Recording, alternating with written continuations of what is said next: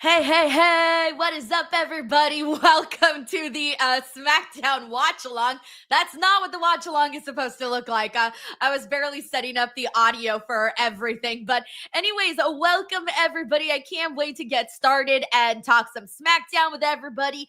We are still about 3 minutes or so away from the show actually starting. But I'm looking forward to today's Raw for a couple of reasons. One, we got John Cena and Cody Rhodes will be making an appearance today, not just a video package, an actual appearance. And then on top of that, we got two Money in the Bank qualifiers that I think look pretty good. One of them is, of course, the women's, which is Naomi, Jade Cargill, and Nia Jax. And then the men's one is Andrade, Jacob Fatu, and Carmelo Hayes. That's the men's one. And then we're also getting the return of Bianca Belair. So I feel like for the most part, based on what we've had announced for today's SmackDown, I feel like it should be a decently entertaining show here today. So let me hold on. I'm like, let me just kind of fix myself for a second because I'm all over the place. I'm just trying to get comfortable here. Sometimes I rush into these things and I don't have a second to like adjust everything. So anyways, I'm here. Let's do this. What's up, everyone? Did I say Raw? What did I say? Someone said, I think you mean SmackDown. What did I say? Did I say something wrong? No, I said Bianca Belair. Didn't I? Coming back to SmackDown? Okay, whatever. Everyone's saying I think she meant to say. If I said Raw or I said something else, just forget about it. That was accidental, guys. Sometimes I forget because, I come on here for Raw. I come on here for NXT. I come on here for Dynamite. I come on here for SmackDown and other shit throughout the week. Sometimes it all blurs and it's the exact same shit. So I'm just like, what show are we talking about today? JB from GA says, I think everyone's mind is on Stephanie. Yeah, Stephanie Vaquer. She's going to be on Raw, guys. That was announced like about an hour or so ago. That she's going to be officially Raw bound. So everyone's predictions of her going to Raw were spot on. A lot of people were pretty much predicting that. So if you predicted Raw for her, you were definitely right about that. So SmackDown's about to start. I am just waiting for it to actually get started, and then I will get the audio going for everybody. Brandon Rosen says, think we'll see Jordynne Grace tonight. Ooh, I would love that. But I don't know, though. All right, so let me get oh, that's way too loud. Ooh. All right, there we go. Then let's do our daily audio check, everybody. If you can hear everything. Ooh, ill. Captions, gross. Not for wrestling. Off. Oh, shit, what did I do? No, live. Okay. I watch everything with captions, like all my shows I watch with captions, but not pro wrestling. I cannot watch pro wrestling with subtitles. And so Netflix turned them on for me and I'm like, ew, no, turn them off. Okay, good. Everyone says the audio is good. Okay, great. Guys, we're kicking things off with a bang. Sheldon Jackson gifted 5 DWO memberships. And then Mr. Grimley gifted 10 DWO memberships. Thank you guys so freaking much, guys. I'm really excited to start the month of June. I'm done with the month of May. I'm ready for the month of June. I'm so excited about just like a refresh and a restart for next month. So I'm so excited. Thank you so much, Mr. Grimley and Sheldon Jackson. We also got Dan Bridgman with a very generous super chat kicking us off today. Says, hi, Denise. Thank you so much, Dan, for your generosity and also doing a point 13. I noticed that, bro. I noticed that 13 is my lucky number. And today is a big day for Taylor Swift fans because she now owns everything. And it was the first thing I saw this morning. I woke up and did my daily due diligence where I wake up and see what's going on. And I'm like, okay, here's what's happening. And then I look and I'm like, what? Taylor posted? Okay, and then I'm just like blown away. So it's a fun, nice day for us here today. Thank you so much, Dan, for your generosity. And as always, I hope you're having a lovely Friday and hopefully a good start to your weekend. We got David Primero who says Women Money in the Bank is packed with Vaquer to qualify on Raw. I hope so. Have they announced a qualifier match for her? Sorry, guys, I did not see if they announced a qualifier match for her already. Because, hold on, let me pull up the Money in the Bank card. I just want to make sure I remember everyone who's in it. Hold on, I'm going to look to see if you guys are saying if they did or she didn't. That was then Saturday night with Cody's return. Okay, so as of right now, there are still 2 more spots left for the for the women's Money in the Bank. So that means whoever wins today is still in 1 spot, and then we still have 1 more spot open. Oh shit! Okay, everyone says they did. Oh, thank you, Jay Grouse. They put Stephanie McCare, Liv Morgan, and Ivy. Okay, yeah, this is totally gotta be Stephanie. Yes. Oh, that's so good to know. Oh my god, this women's Money in the Bank match is gonna be effing loaded.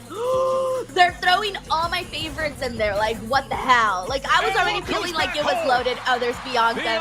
I was already feeling like it was loaded with the women that they've already announced. But now, like, thinking that Stephanie is gonna be in there, and then wondering if they're gonna add Naomi or who they're gonna add to this. Like, this is just insane, this women's Money in the Bank. Which is kind of perfect because we are heading into, you know, Evolution. That's happening. And so there's a lot of good things happening right now for the women. And speaking of the women, we're going to kick things off with Bianca Belair's return, everybody. So let's see what happens. Let's see what the crowd reception is going to be like.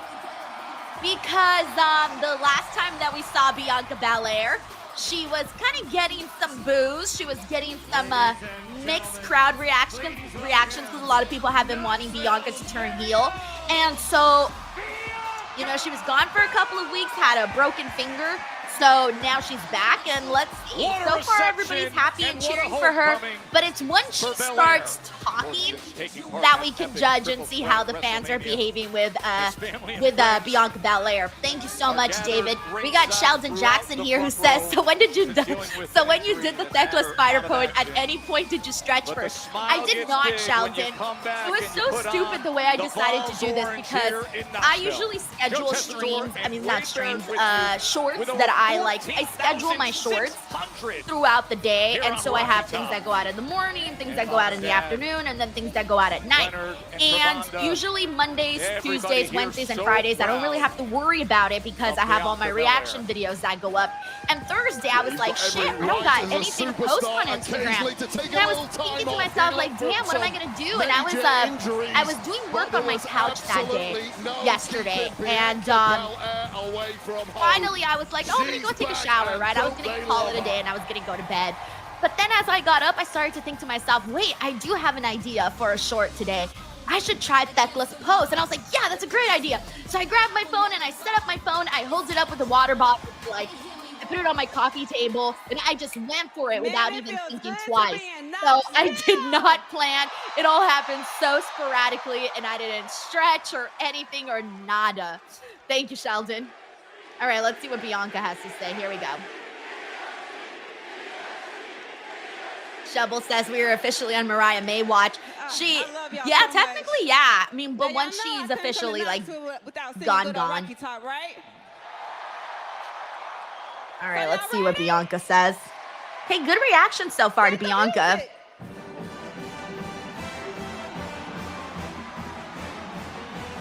What did I miss? Oh, shit. Oh, they're in Knoxville, Tennessee. I love how Bianca is totally pandering right now to this crowd. Listen to this place. Yeah. That's funny. Yeah, that's right, Sheldon. I didn't even think about it, though. I completely didn't even realize Bianca was from Knoxville. Did not even realize it.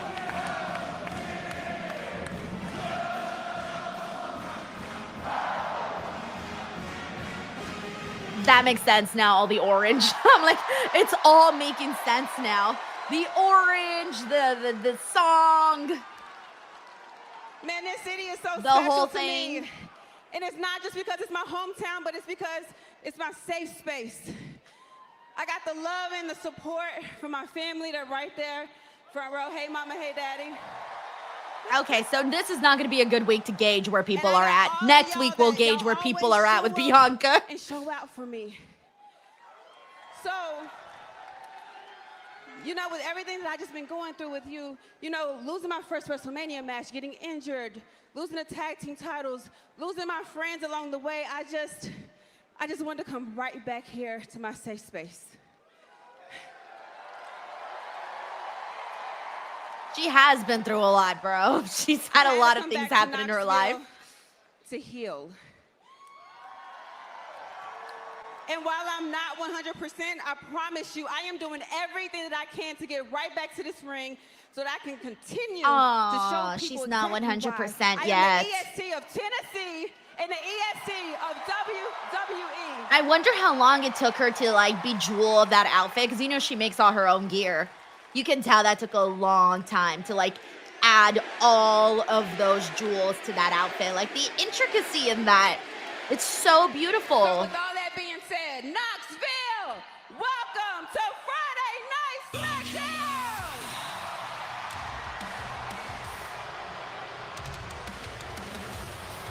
Wow, I did not recognize Naomi's theme song, like at all. I did not recognize her theme song. I was like, who is this? I'm so glad you finally here on SmackDown. Naomi. Okay, I wonder how personal it's going to get here with Bianca and Naomi, because they've gotten very personal and very emotional in the past.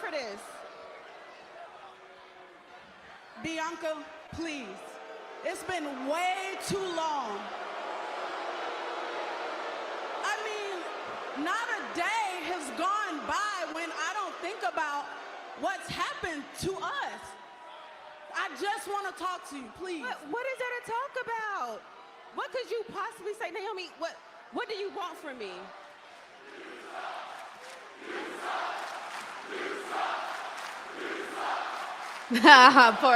poor Naomi. Oh, she's loving this. All the "you suck" chants for her. She's marveling in her heelness. B, I just want your forgiveness. Okay, I can see that. Begging for your forgiveness. Look, I know our friendship has been off the rails. Oh, here comes the waterworks. But I'm here because I want to fix it. I'm trying to fix it, and I can't fix it. No, you made your bed, Naomi. Gotta lie in it now. And I've been trying to communicate with you to just let you know, let's just let the past be the past and move forward. I've sent you text messages, voicemails, and you She's haven't come back ghosting to me her. once. Even when I landed here, I went by your parents' house to try to get a hold of you. Oh, damn. Naomi went to her parents' house? A little, I went by your parents' house, but unfortunately, nobody was there, so I just let myself in. Oh, she's psycho. Oh, And you girl. know what I saw, B? They should have filmed this. I went through your photo album. You know the one you got there on the coffee table? Oh, that's creepy. In those photos, you just looked so freaking happy, and it reminded me of how it was when we were together as tag team champions. No. Oh, Naomi. Psycho, guys. I love it. She's psycho. Please be. Look at Okay, Bianca's Naomi, I'm gonna face. make one thing perfectly clear for you. We were best friends, and you betrayed my trust. Were. You took our friend and threw her on the windshield of a car, and then you lied about it to me for months. I trusted you. So no, I That's said I was attempted done with you. murder. I meant what I said. And if you ever come near my family again, I promise you what you did to Jade will be nothing compared to what I can do to you. I would have loved if they filmed Naomi actually going into Bianca's house and looking through her little photos. That would have been so great. Oh, look at her. I told you. All the tears. She is so good at that. At like bringing the tears just like this. I don't think I've ever seen anyone cry on cue just like Naomi does. Ooh. Oh. You know, Bianca, it wouldn't be good for you and your mama to be in a wheelchair. And her mama. She's threatening her mother. I would hate for something bad to happen to you right here and right now. Oh my God, Naomi's my favorite heel right now. Holy shit, she's so good at this. She's so good at just like being like hella scary, yo. Like I would not mess with Naomi. A storm is on its way to the ring.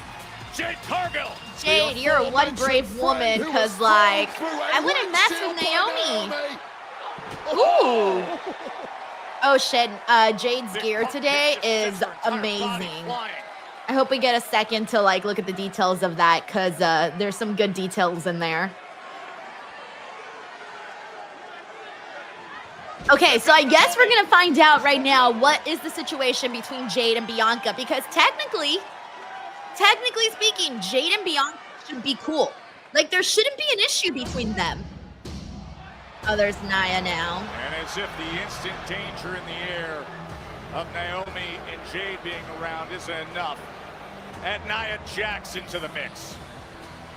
Welcome, Boycott Activision. He says, first SmackDown I've watched live in weeks. Plenty on the line well, between the three I of them. think this The is probably a good one for you because there's a lot happening on today's show. Oh, they're getting right into that matchup next. Oh, yeah. I forgot it's all three of them. Duh. That was a good opening segment, though, to lead into that. Saturday, so, yeah. Los Angeles hosts 2 epic events. Guys, it's next Saturday already? WWE Worlds Collide, featuring AAA Lucha Libre.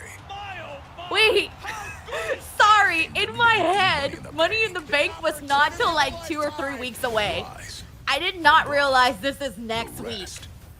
What the hell, guys? What is happening? Time is flying by so fast. I swear, I was like, oh yeah, I still got plenty of time for all of this. Like, it's not gonna be till like 2 weeks from now. So bad. All right, give me 1 second, guys. I'm just gonna do something really quickly here. I need to start a second stream. And then, 1 second, just because I have my editor cutting clips and shit, so.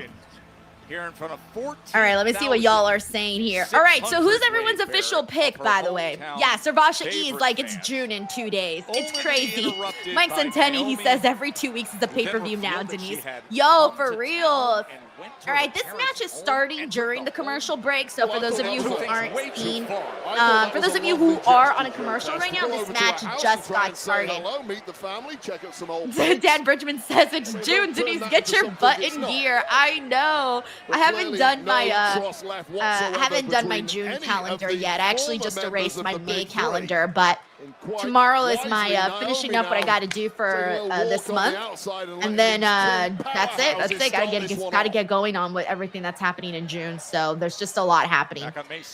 Also, we got King Michael Gang 123 here who says, "Hey Denise, bad day at work today, but I'm happy and I love watching your lives. Let's go, Junie baby, Tiffy time."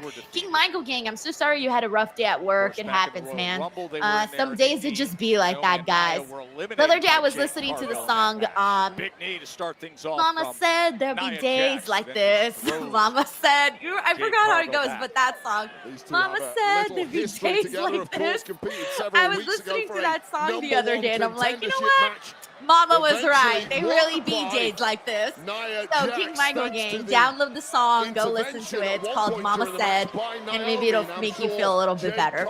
And then after that, thank you so much. I'm glad you're tuning in to the lives. We got Steven Marchuli here who says, hot take, Bianca starts her heel run today. You know, I thought so too. I even scheduled a reel with Bianca talking about her turning heel because I had a feeling. I'm like, if she turns heel today, now that she's back, like, I might as well put this out before it's too late to put this video out. So, like, part of me did think, what if, right? Like, what if? But now, if she is, I think they're going to take their time with it. I don't know if it would happen tonight, though. Thank you, Steven. We got Larice Johnson here who says, I know the next GMA starts at 2:30. I'm going to be honest, I anticipated this match going slow. Oh, nice. PM and AEW. Oh, Great American Bash. Okay. Starts at 2:30 and AEW All In starts at 2 at different times on July 12th. Yeah, dude, that thing's gonna suck. I hate thinking about having to cover all of these things, but I'm gonna work out a schedule. It'll all get done. I'm gonna try to cover absolutely everything. I do not think I'm flying to All In. I think I will be covering it from home. So, and if I do fly over there, I might just go to StarCast and then fly back home. and then cover it from home so that I can cover all of the shows and get all my content up. But I haven't fully decided yet, though. But as of right now, there's no real reason for me to actually go to the show. But again, I still don't really know what AEW's plans are as of this moment for like media and stuff. And I also don't know if StarCast is doing any media. So as soon as I figure out what is going on with that, I'll figure out whether or not I'm going. But my plan would be to come back right away and still cover All In from home. Thank you, Larice Johnson. We got Cadillac Carson here who says, keep working on that Thekla Spider Bridge. Here's to a great month of June. Thank you so much, Cadillac Carson. And yes, another attempt will be made probably in a couple of weeks. I need to stretch and get my body in that positioning. What happened was too is that once you're upside down, the blood starts to go to your head really fast. And suddenly I forgot what the next step was, which was literally just turning around. Like, because I was so focused on all the blood going to my head. Thank you, Cadillac Carson. We also got Dan Bridgman here who says Layer of Naomi's character is awesome. Yes, I agree. That's why part of me is really rooting for her to like do something big. Want to see her great Money in the Bank. I'm secretly rooting for Naomi in this match. Like, part of me wants to see her win in this match, even though I still think it might be Nia. But I kind of want to see Naomi win because I do think she'd be great with the briefcase. Also, she's really great in women's Money in the Bank matches, period. But I do want to see her eventually become women's champion. I think that her character is so good that it could really take her to that level. Thank you, Dan. We got Jared Palmer here who says, are you here for SmackDown next week where you'll be at Money in the Bank doing interviews before the Saturday? I will not be at, I don't have to travel for Money in the Bank. So I should be here for everything. Yeah. I'll keep you guys posted because I got to figure out what exactly I'm doing first. I haven't even figured out my situation for Money in the Bank. And then I accidentally forgot to apply. Nice. See, I can't do that. I'm like now trying to do that Thekla thing. I just realized I can't do nothing. We've been watching Jade. But Jade's like an incredible athlete, so and has incredible fitness. Like these professional wrestlers, man, even like the ones that aren't at the top, you know, the most athletic, they are still far more athletic than your average person like me. Because this opportunity to qualify for so I was gonna say I forgot to apply for like an idiot. I forgot to apply for media credentials to apply.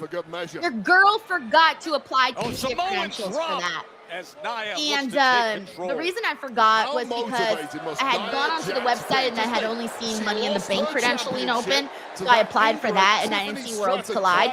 And then I guess they opened Worlds Collide media credentials afterwards. But I guess I didn't see the email notifying me of that.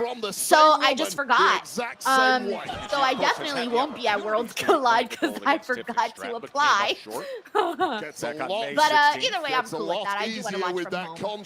Thank you, Jared Palmer. And you know it, you can cash in. And then I'll catch up on the rest of the super chats in the next commercial.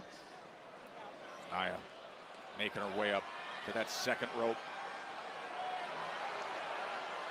Oh, damn! She did the leg drop on her. Drop by Nia Jax. Dude, that was kind of nasty, man, because there's no way of stopping your entire body weight from landing on someone. Look, check out this replay.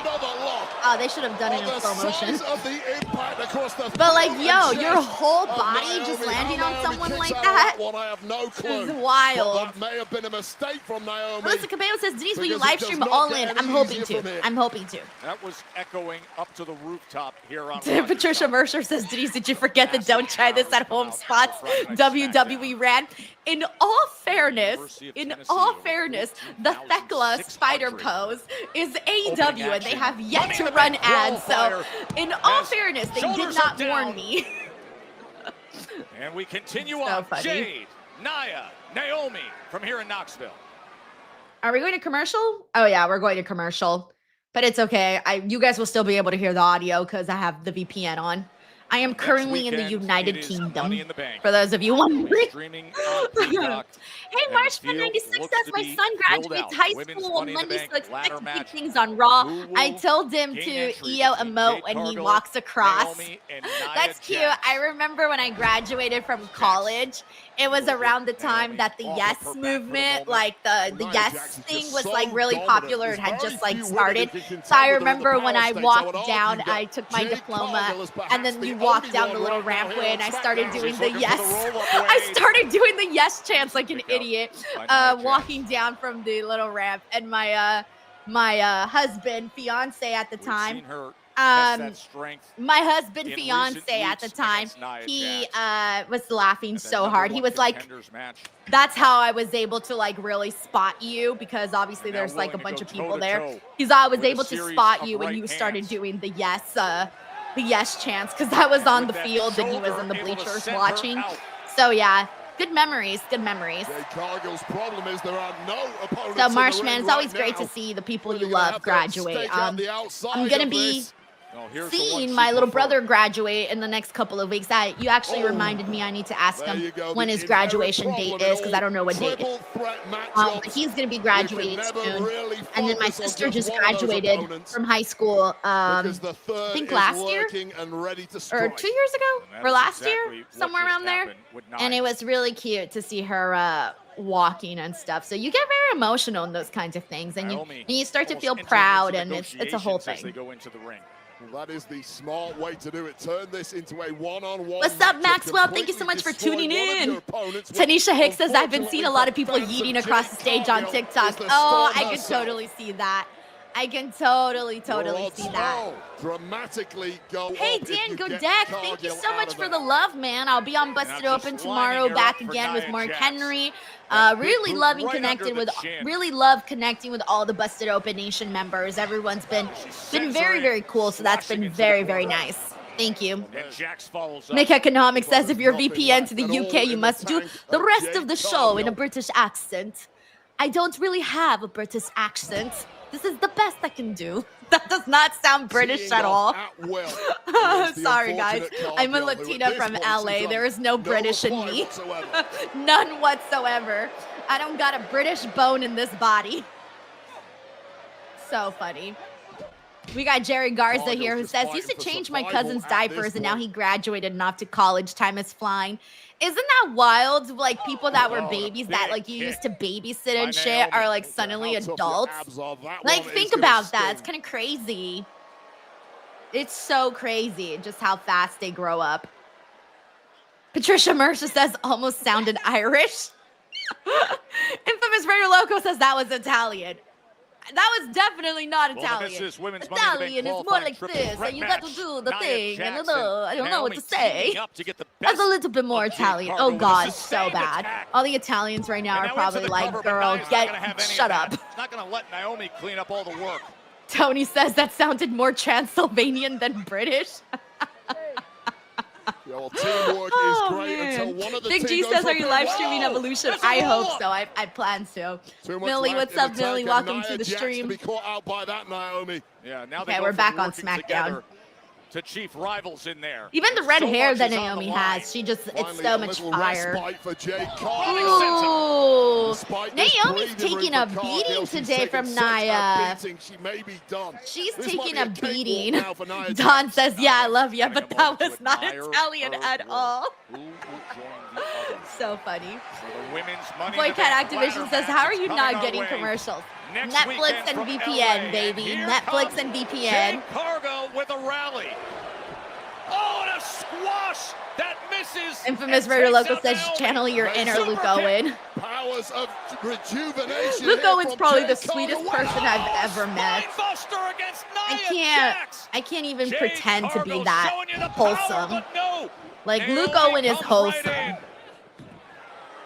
He's always happy and nice Naomi and just kind, as and cutthroat as we have ever just very, seen very her wholesome since seeing individual. Jade Cargill through a car windshield several months nice. ago. Went up. Jade, Ooh, Jade Oh, no, I think that Nia will come up. Yeah, Nia. I'm starting to think Nia's winning. I mean, I think I was always feeling like Nia was going to win this. To the jaw. But it could really go any direction. It might even be Jade. After Jade connects. And Jade Cargill had already started the celebrations here. But keep your eyes peeled at But this has been a decent match so far, though. Car crash Naomi has really been the one to take all of the infliction from Nia Jax. As is Naomi. As those two bitter rivals.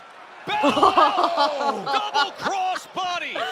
Damn. Puts the leg. Nia really just was like, here's my whole body. Take it. And that cover goes awry as the right shoulder So I do love Nia's hair today with the cute little braids that she has. Nia Jax, who's very cute.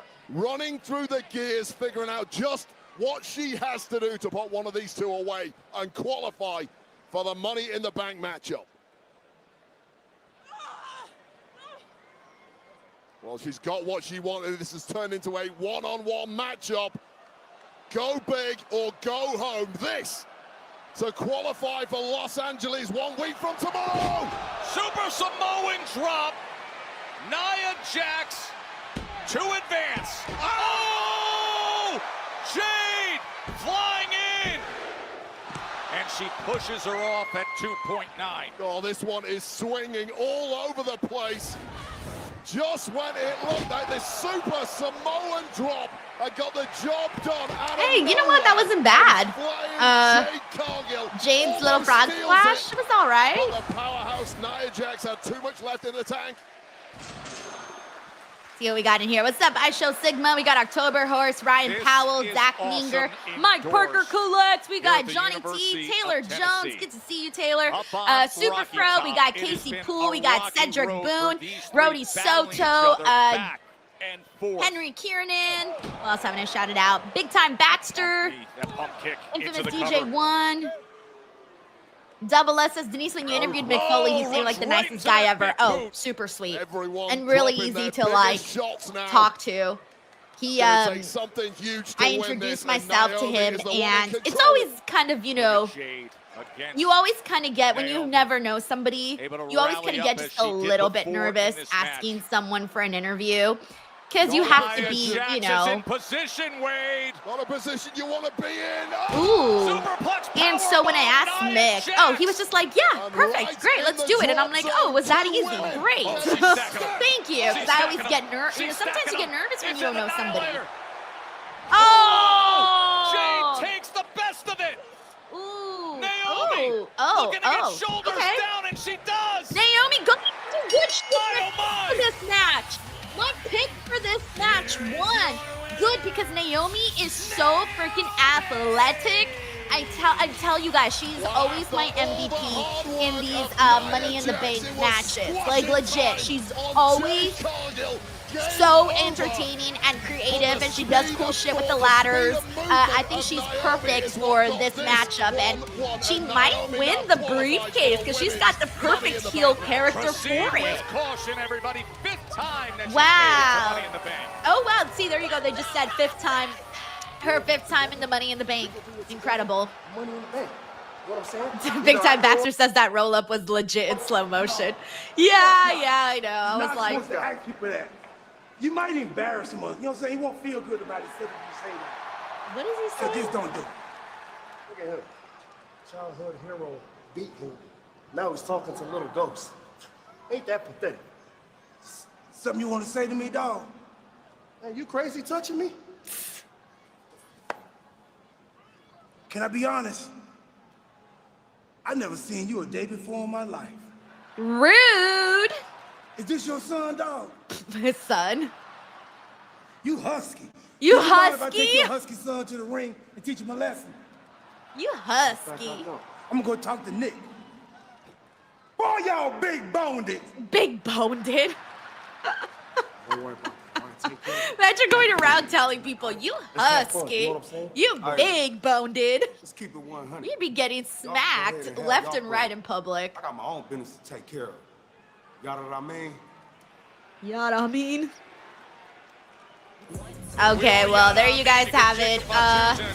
We are now heading into the next segment for Smackdown.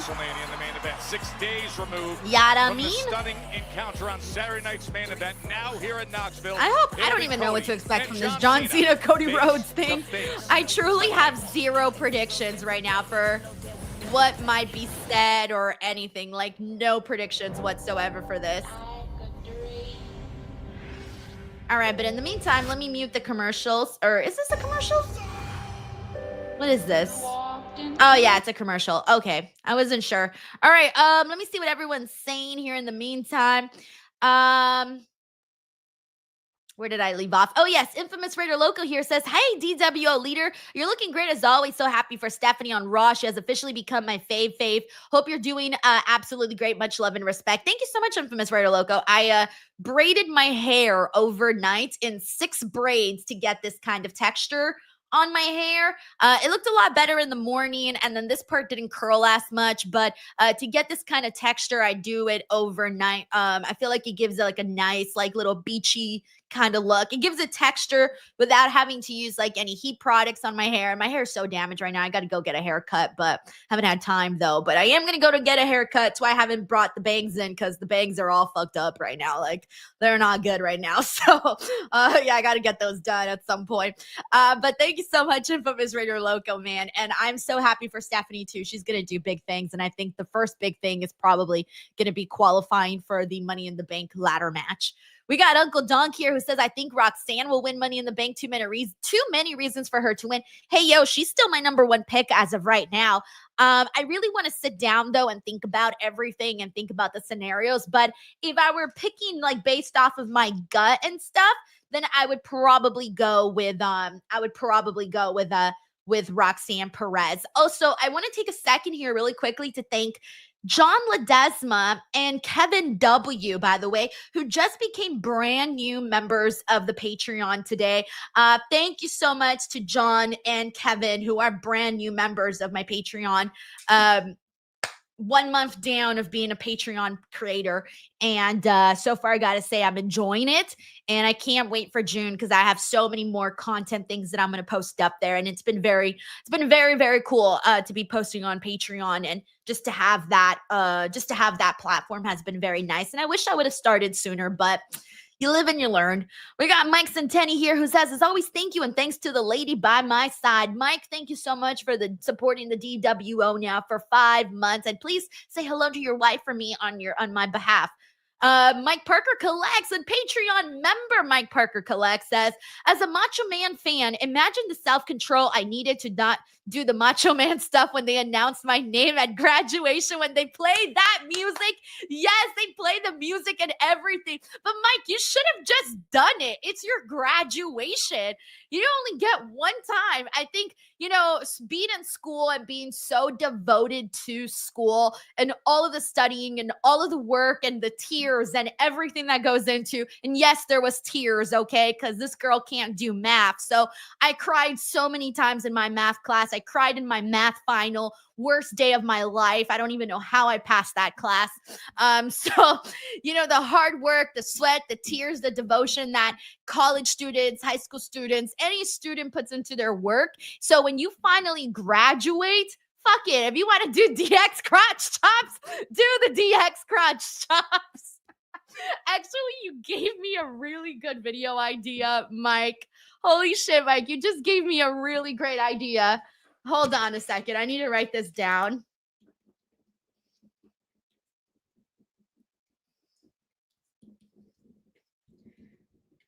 All right. Thank you. Mike Parker, you just gave me a great idea. Thank you very much. And we're back on SmackDown. Thank you so much, Mike, for the support. Oh, and speaking of Fanatics Fest, I will be at Fanatics Fest in June. So I'm very excited about that too. Thank you, Mike Parker. It's at the Javits Center in Manhattan, Alrighty. June 20th through the 22nd. Tickets are on sale now, only at fanaticsfest.com. Also, Infamous DJ1 says, I got up to statistics. Math is tough. Yo, I'll fill you in right now, but oh my God, what is Chelsea doing? Oh, because she has her broken nose. Oh, I want to see her little mask. Oh. Because what happened on Saturday night. Was it deliberate? She's changing her Look at you, facial we're having a conversation, expressions. please. Aww. Poor It was Chelsea. deliberate. It was a hit job put Oh on by no, crooked Selena. her nose Okay? and her Even the tippy face. top that the Bureau hired my secret herbalist Oh couldn't have stopped it. no. Nicholas, I demand She's that so you purple, strip her poor of the title and you thing. suspend her and you give me the championship.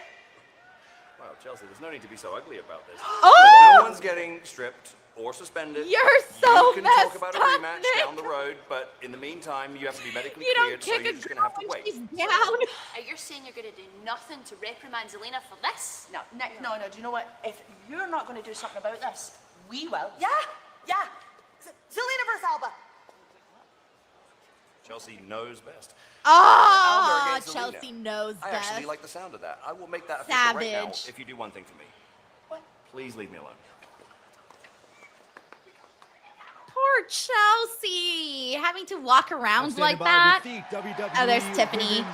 Let's see what Tiffany has to say. Tiffany, Money in the Bank is right around the corner, and as we know, you successfully cashed in your own. I love her contract necklace. to become WWE So pretty. Women's Champion. But how are you handling the pressure of knowing that the same thing could happen to you? Honestly, Byron, I cannot wait to see who wins Money in the Bank because then I'll be handling the pressure by being prepared. And having this title makes me the #1 threat in the division, but let's be honest, Byron. I've always been the girl that everyone's been obsessed with. So whoever tries to cash in on me would be making a big mistake. Ooh, who's going to confront her? If you thought Nia was Oh, it's Naomi, who you just ain't seen qualified. nothing yet. I'm going to win Money in the Bank and cash in for that title where I want and when I want.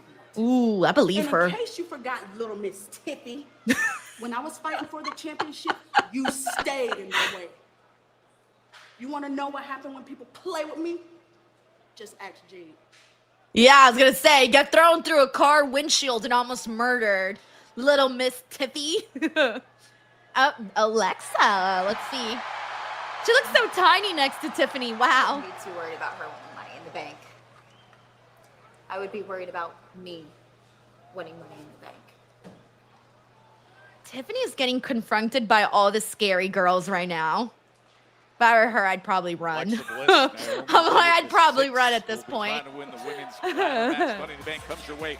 Yeah, June let's 7th go. from LA. And on that day, remember, Let's see, we got is Terrence Worlds Matthews here who says, I Collide. heard We Jordan have a Grace is compelling getting called up. fatal Well, four-way considering that she fight. didn't win at Just won Battleground, NXT North I American imagine she Championship, probably and now is he too, defends because that's like Wade the in an only outrageous explanation. I matchup can't of think of talent any other spanning explanation. multiple brands. Plus, Ray I'm Phoenix, surprised that Javon girl was Evans, even in Laredo NXT Kid, to Ethan begin Page with. defending I thought fatal she was going to go four-way straight NXT to the North main American roster. It's Championship. wild We're that just she didn't. days Oh, away. shit, guys. I had Let's forgotten take a closer on the look little at this chat box. matchup.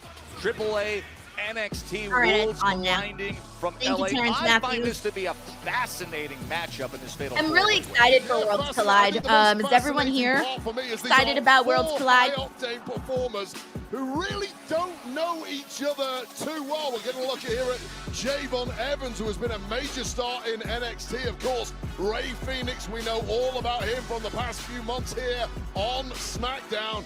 He has been nothing but the superlative best right here. And then there's this guy, Laredo Kid, who is rapidly becoming a major legend south of the border in AAA. The people of Mexico. Let's see what we got here. love this guy. Big Time Baxter says, Recognized him do you think before. Mariah should go to the main Make sure you roster tune because the in. NXT girls can't keep getting benched for free agents? Well, there's going to be some opening spots now that Stephanie is not there.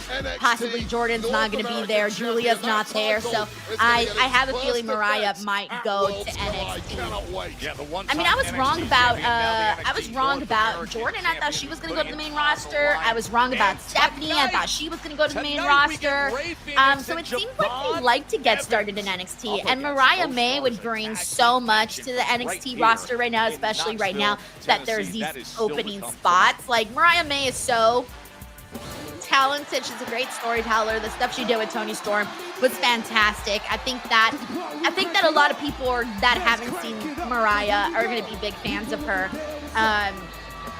Thrilled. It's so, yeah, I really love Mariah. I think she's so beautiful. She's so talented. I really can't wait for her to see what she does in WWE. Legit, guys. I'm a fan. I've talked to her several times. I've done 2 interviews with her. She's always been super nice, super sweet.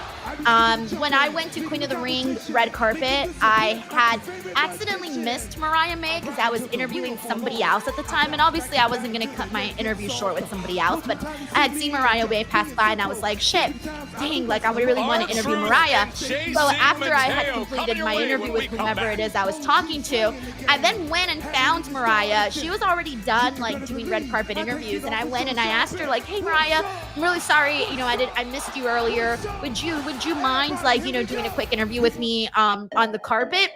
And I didn't have to like, I didn't even really have to ask. Like, she was like, yes, let's do it. Let's go. Like, very, very, you know, professional and sweet. And always, you know, in situations like that, it's so nice because they make your job a lot easier. And then, you know, she went out there, we did the interview, and she gave a really great interview. And that was right before her match with Toni Storm for Hollywood Ending. You guys can watch that. That one's up there. It was like 3 minutes.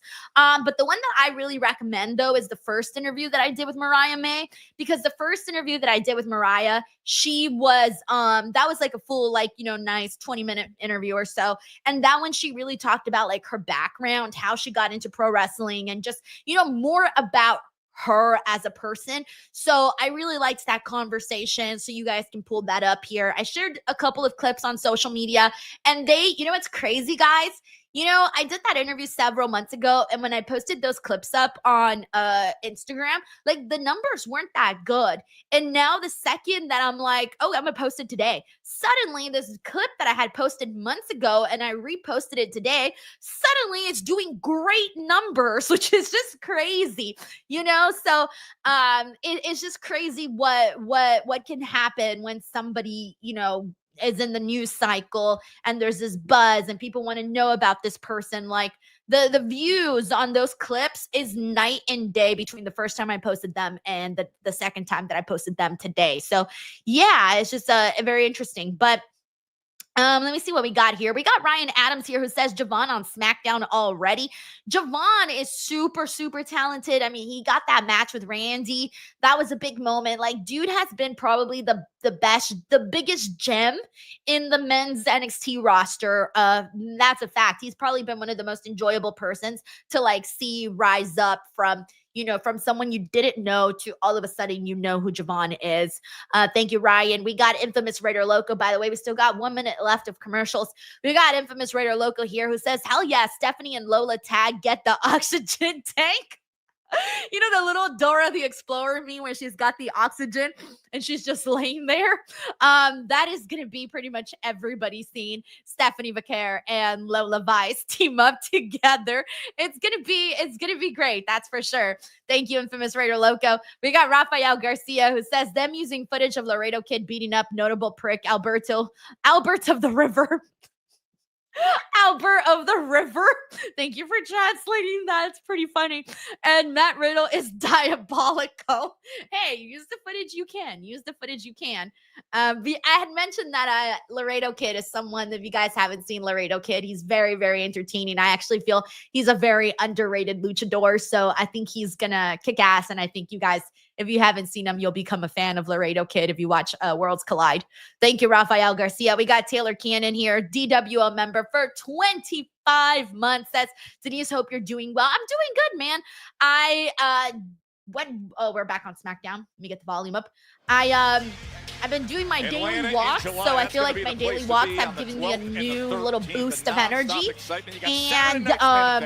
And yeah, even though today I shouldn't have walked when I did, though. It was 90 degrees outside, and I was sweating bullets, man. I walked to a flame broiler to get some dinner, and then I walked back. Oh, my God, I was dying. It was only a 37-minute walk, the whole thing, and I was, like, dying by the time I got back. I was so sweaty. It was gross, but I had a nice time eating that flame broiler. I thought I might as well do something a little different today. So I actually ate someplace besides my house. Thank you, Taylor Cannon. Had some brief moments of lucidity in the run-up to his matchup. Big Country 45 says I need more of Jordan Grace versus Vaquer. Yeah, I agree with you on that for sure. R-Truth is back and he's got himself in Marissa a Cabello major Laredo problem in a awesome. Yeah, Husky he's been there for a second, so I'm glad a lot of people seen him there. The following contest is scheduled for one fall. Making his way to the ring accompanied by Solo Sikoa from Honolulu, Hawaii, weighing in at 200. All right, so JC Mateo is about to kill R-Truth, by the way. I think that's what this match needs to be. It needs to be JC showing off his with the pure power, the explosive power, you know? The tour of Show it off, bro. Show it off. He has toppled LA Knight with, and then last week team with Jacob Fatu and defeating Jimmy Uso. Rafael Marcia says this music sucks. It's super unmemorable. Like super, it doesn't even stick to your brain. Like don't even ask me to repeat it because I don't even remember it. Okay, but he's going right in on R-Truth, so yes, it's what we need to see with this. The muscle of Mateo is a central piece. David Romero says, give Bianca versus Jade already. We waited so long. We'll see. I like them kind of taking their time with it, though. We got to see what, like I said earlier, we still don't know what the situation is even going on with those two. Earth mover of a human being, as wide as he is tall, not someone you can muscle around the ring. There's only one man doing the muscling, and R-Truth getting shook back to reality before our eyes. He has that body type shaped like a box, a big square of muscle. Have a nice night, Fran. Thank you so much for popping in on the Twitch side. And he is so explosive, but this time R-Truth smart to get out of the way. Oh, and he comes in with the shoulder. And again. I like how R-Truth tries to hit him with a shoulder tackle, but Jeff Cobb did not move at all. Cena, when we Bro saw him could not even flinch. Well, R-Truth is tapping into something. He did not even my flinch. God. Oh, is he ever? As Can't even speak right now. Mateo. The standing moonsault, that is exactly what we're talking about with the explosiveness for this kind of body type, size, and power. Well, the freewheeling R-Truth got a little ahead of himself there, overestimated his own abilities in trying to throw JC Mateo around, and what a mistake that was. Went for the senton, and Truth again able to get out of the way. Oh, he's calling for the 5-knuckle shuffle.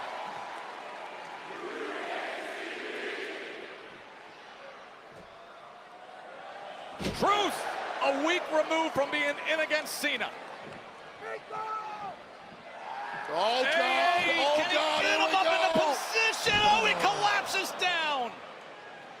Well, what an effort it was from R-Truth, but once again, completely overestimating his own power against this humongous human being. Tour of the Islands. JC Mateo. R-Truth. You just saw R-Truth be like, woo, different dimension.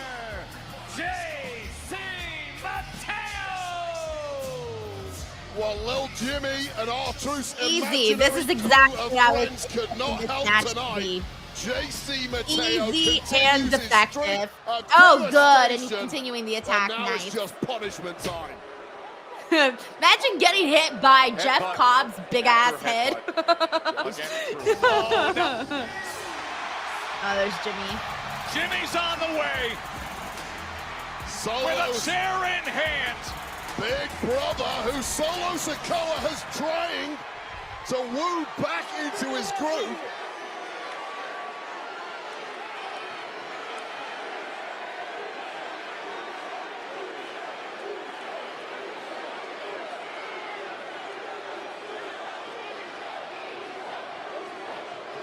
Big Jim. Oh, Mateo comes right in. JC attacks from behind. And Solo Sikoa is yelling at JC. There's a master plan for Solo that he wants.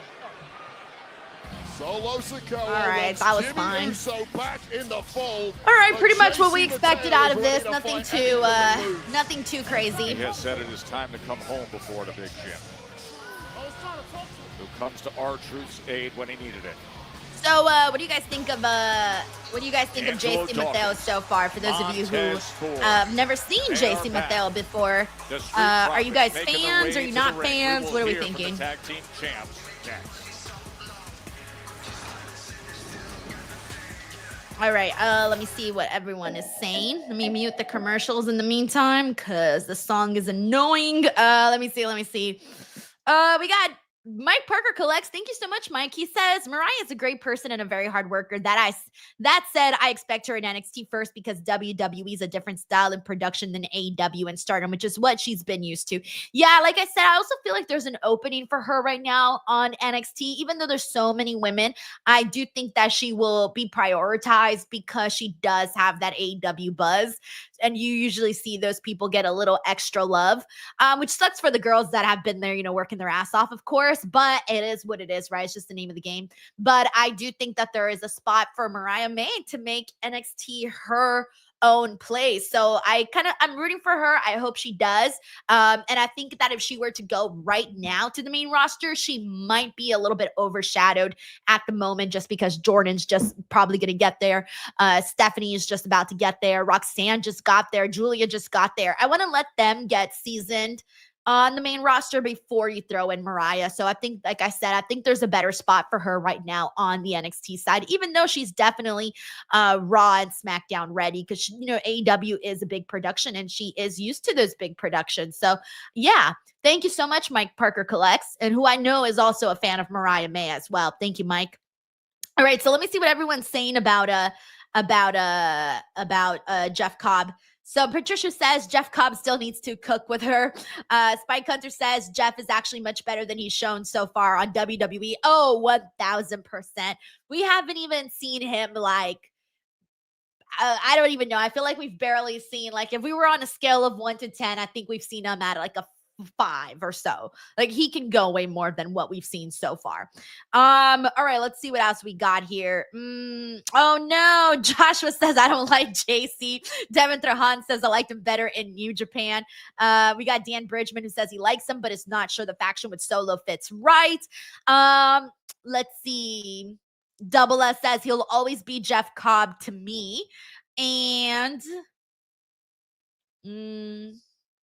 oh no, Henry Kiernan says, what does it say that Jeff Cobb beat him faster than Cena? I mean, Jeff Cobb has been actively wrestling more than John Cena. So if you needed an argument, that might be it. I Show Sigma says, I love his signature move tour of the islands. Let's see. We got Devon Deadly too, who says, you think Jada is ready for the singles title in NXT? Oh, for sure. Yes. Jada brings so much fire, dude. When you see someone do something, let's just say, I don't know, a little chop or something, they do a little thing. She's she just hits it so much harder, Everything she does just has an extra kick to it. So I really like Jada a whole lot. Let's see. We got Big Country 4545 who says, need to see more indifference right now. Louise Johnson says, I have been impressed. And Ryan Sully says a lot of zaddies in the chat tonight. What is happening? All right, let me get the audio back on because we're back on SmackDown. WWE. I've told people till I was blue in the face how I felt it was going to go.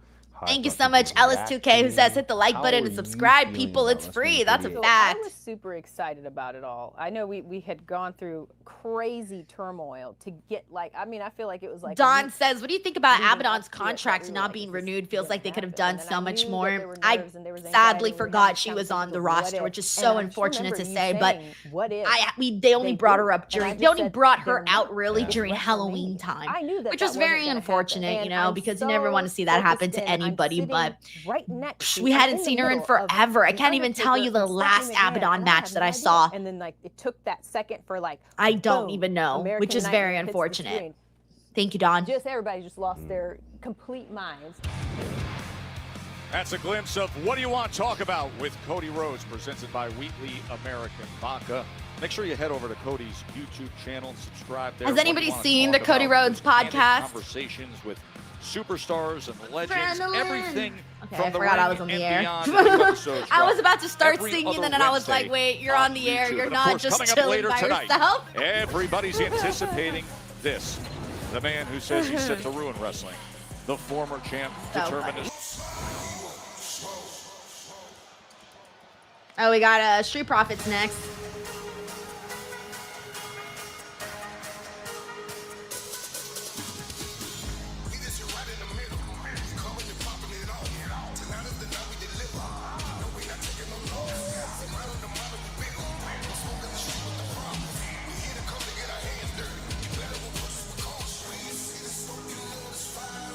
Six Maxwell says, I tried to watch the Cody Rhodes show, but I just couldn't get through it. What was wrong with it? I haven't had a chance to watch it, so I truly don't have it. What it's like. Shout out to Joshua Bones. What else do we got here? Infamous Later Loco says, don't hold back, Denise. We all join you. Yeah, but the problem is you can only hear me. Clamp says the Cody podcast is an example of people complaining about things outside my tax bracket. What? No way, Wait, really? I sit back and I think where we just were with the Dom Street here Profits, says people are going to hate it, but Rhea or Stephanie should clearly win Money in the Bank. Thrilling world Ooh, hot takes. I love it. match against Praxium and Montez Dan Ford Bridgman says out Tess there, better behave. His possibly in-laws are in the from front heavens. row. And then instead came the funny. complete demolition arrival of the Wyatt Six. Yeah, well, ultimately, the Street Profits held on to the gold after an epic battle with I don't know. I think the Praxium. only thing However, that I they can, held I've on to it never by seen a default. It's not the kind WWE of podcast They would have ever, wanted and a I think the retention, reason I should don't say, watch but that WWE scene podcasts of is sheer because I know chaotic that they're devastation very, caused by the very Wyatt like Six. Still scripted needs some explanation. and very corporate, I guess. And you know, it's not going to be like the real authentic person. It's going to be them and their character.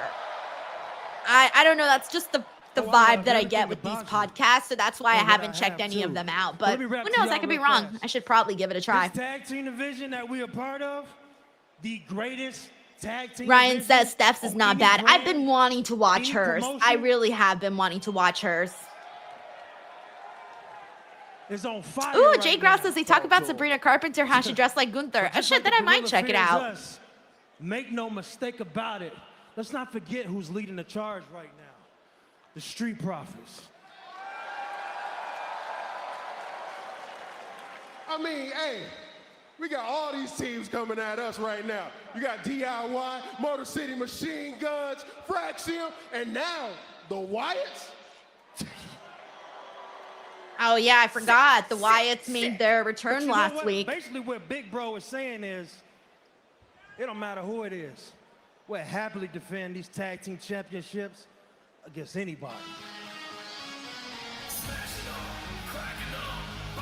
Oh, is this The breaks, because here is a duo who may Oh, have a major Fraction. axe I'm to telling you grind guys, I don't without recognize being anyone's thrown freaking theme songs. last week. Always takes me forever. The I'm like, I absolute think this is blur that is Fraction. Praxium. Give me a second here. Let me take a second to get used to everyone's theme. A recent title challenger. Justin says, I feel like Cody is his character though. He is. He's really nice. Like he's a baby face, yo. Like real true life. We're in the death throes of the matches before that huge opportunity was ripped away from them. All right, let's see what we get from them on the mic. All right. Well, since you're out here talking about defending those titles, yeah, me and my amigo here didn't exactly get a fair shake last week, so. Praxium, is it? Listen, man, congratulations to you guys. You guys are on the roll. But up until the Wyatt Six got in our business last week, we kind of had y'all beat, bruh. Wow. I mean, sure, man. Maybe you did. Oh no, Davion says Fraction got the Disney XD TV show theme song special. Never know. Disney And now that XD. those shenanigans from last week are behind us, I think it's fair to say Shenanigans. that Fraxium and the Street Profits should run it back.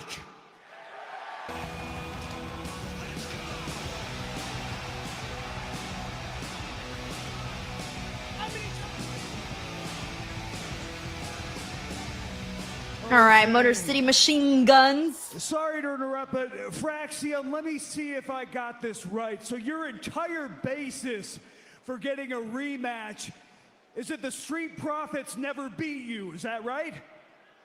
Angel says pretty boring these two my teams brain, to but last time to. I checked, I'm not allowed to Street state my Profits, opinions on the you tag never team beat division us. because everyone thinks So, I hate tag team wrestling, you're gonna hand out title which I matches, don't. We'll take one. So no comments. Oh, there's DIY. But it's not. But it's not the hottest promo segment, guys. And you know these two are not going to be Cutesy, quiet about but it. not for me. Oh, they're having Candace do the talking. Good. I'm pretty sure you losers have had like a million chances.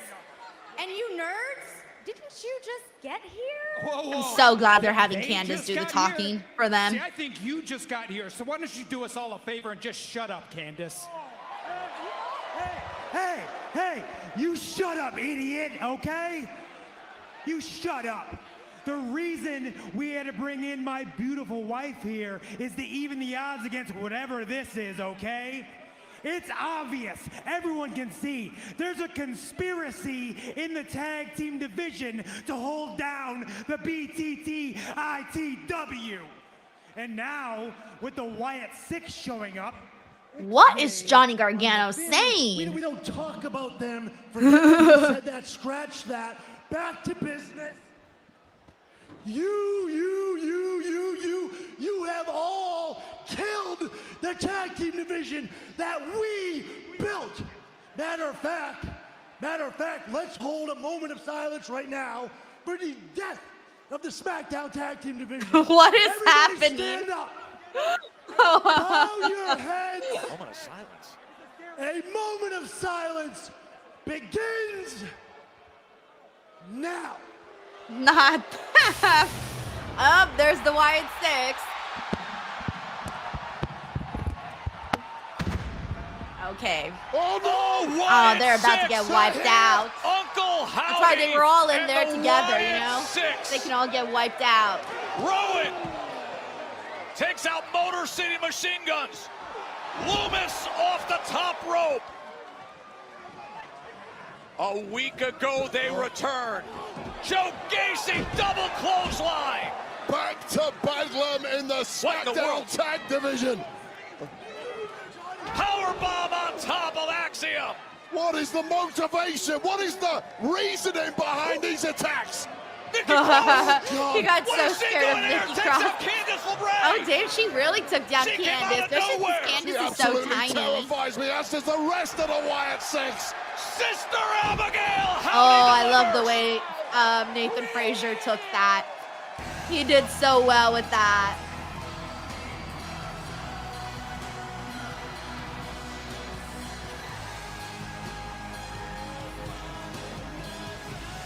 All right, what'd you guys think of Jerry Garza says, Ciampa, you mean Triple H?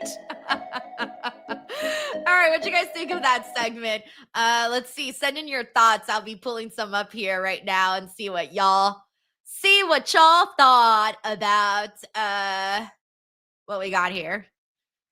Okay, let me just start a new stream. Multitasking, everybody. Multitasking in the background. Hold on, let me pop in. So every time there's a commercial break, I have to stop my stream and start a new one. So it's a whole thing. All right, anyways, but here we're back. So let me get to it. All right, here we go. Let's see what everyone's saying. We got Duran Kincaid here who says, oh my goodness gracious, the Wyatt Six is back. Heart, heart, heart. October Horse says, L segment. JB from Georgia says, I think Ciampa Triple H is not even trying to get his long beard back. It still looks as short as it did 2 weeks ago. Unless it takes him a long time to grow it back. I don't know what his time for his beard growth is. Johnny T says, love it. We got Davion Washington who says 5-way tag team TLC match incoming sarcasm. Okay. Let's see. Love for Boost says, so Alexa is it with the Wyatt Six? As of right now, it's not looking like it. It really is not looking like this. Spike Hunter says, what was the point? We need a story. Sean says, excellent ending. Melissa Cabello says, best part was Wyatt Six. Angel says, the Wyatts brought it to life. RK Shuttleworth says, I like Wyatt Six. I can't help it. I miss Bray. We got Kyle Tyle Richardson who says, kind of just rehashing what happened last week, TBH. Brandon Rosen says, I hope it leads to something amazing. Infamous DJ1 says, good segment on SmackDown. Raw in terms of tag teams. Oh, greater than Raw in terms of tag teams. Dan Bridgman says, great way to get talent time on screen. Eric Diaz says, Wyatt 6 are awesome. Mike Centeni says, that was rough at first and then it got good. We got Godfather Dom who says, hello, Denise. Hello, Godfather Dom. Let's see what else. I'm going through some more comments about this segment. We got Big G who says they need to send some of those teams to Raw to help the Raw tag team division. Danielle Kisaju says it was nice to see the 6. Larice Johnson says tag team division is not dead. Tanisha Hicks says it was pretty good. Henry liked it. And Godfather's been enjoying SmackDown so far. Yeah, we still got one more Money in the Bank match. And we still got qualifier match, excuse me. And then we still got the John Cena Cody Rhodes segment. And then that's all that was promoted. So I don't know what else is going to be happening on the show. And let me see. Casey Poole, oh, thank you so much for sending in this super chat. Says, sorry, I can't speak. Did you see Triple H said they're working with Metro Boomin? Yeah, I feel like, didn't he already say that like on a press conference? I feel like I heard that before somewhere. I just can't really put two thoughts on it, only because I'm not like a Metro Boomin fan, because I don't really know Metro Boomin, but I know that he's popular because when my little brother found out that Metro Boomin was going to be doing something with WWE, like he had told me like, oh yeah, like I know Metro Boomin. But yeah, I think didn't they work together already on some pay-per-view? Was it Bad Blood maybe? I don't even remember. But because I'm not really in that space, it's not really like a big deal to me. It might be a big deal to others, but it's not really my cup of tea. Like I could care less, honestly. I really could. Thank you, Casey Goulda. I really appreciate you sending in the super chat though. We got Deb here who says, ideally, how long should a Money in the Bank winner hold on to the briefcase before win? If it was up to me, I would say 3 months. 3 months tops. I think anything more than 3 months is exhaustion. I would say max 3 months, but I know some people maybe like it longer, some people maybe like it shorter. Moments ago, this is what I guess it just depends on everybody, but my personal preference, no more than 3 months. Deb, thank you so much for the super chat and for the good question, actually. I don't think I've ever been asked that, so thank you, Deb. Hope you're having a good Friday. Send to you, Casey. All right, let me see what we got here. Patricia Mercer says Metro Boomin needs to replace Death Rebel. I was going to say at this point, I know anybody to replace Death Rebel. I might cheer for whomever. By this Sister Abigail, by Uncle Howdy himself. What to make of this? So many questions. We need answers. You're so right about Nikki Cross. You're sitting here broadcasting. All of a sudden, you look off your left elbow, and she's right on top of things. Angel and Berto with Santos Escobar. Legado del Fantasma. Legado. All right, we got Los Garzas next. And let's see what we got here. We got Casey Poole says, Metro said he wanted to do entrance themes, though. Like I said, dude, at this point, I'll take anybody to do entrance themes. I just want there to be someone that's, like, good. Someone that makes songs decent. I can't tell you one Metro Boomin song. You don't even ask me to name a Metro Boomin song. I can't name one. So, completely out of my spectrum there. But, oh, wait, there's Ethan Page. Sorry. I was looking at him, and then I just registered. Oh, I'm not watching NXT. I'm watching SmackDown. Yeah, so like I said, I just think that if anybody was going to do entrance names at this point, I'll take anybody. Thank you, Casey.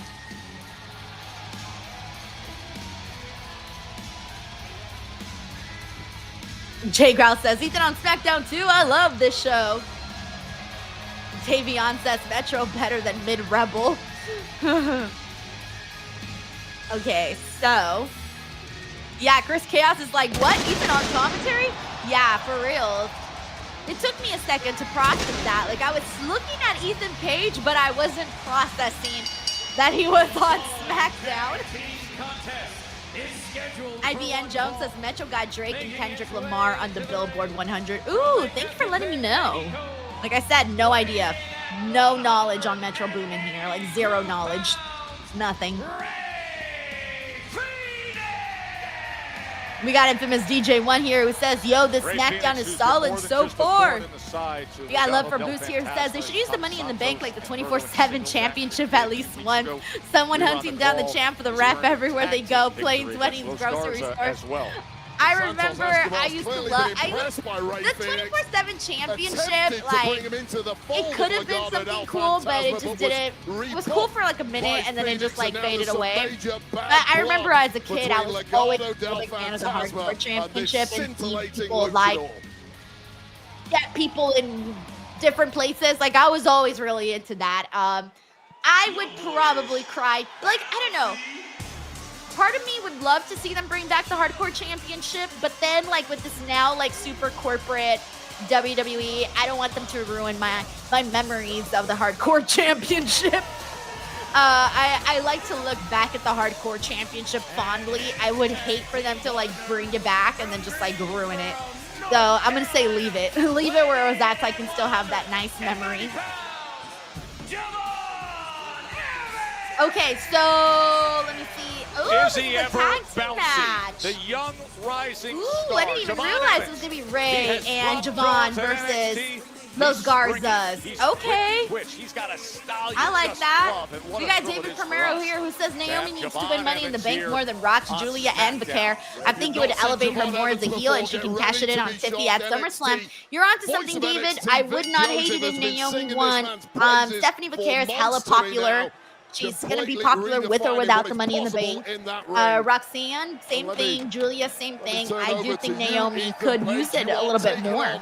I think so too. Thank you, David. Together now, Ray Phoenix and Javon Evans, along with Laredo Kid at Worlds Collide. All right, I'm looking forward to this match. Okay. Of that trio. They have my attention. Let's see what we get out of this. Ray Phoenix. This should be fun. My home turf. Ooh, he came into my home turf to say hello to the new champ. I wanted to come to his and say hello to his face. You've got the best seat in the house right now to see exactly what this man can do. Phoenix nice. Off to a good start against Angel. Ooh, nice. Oh, but the headbutts. Sorry. Right, that's my commentary for today. Nice. Ooh, nice. Nice. First taste of the young OG.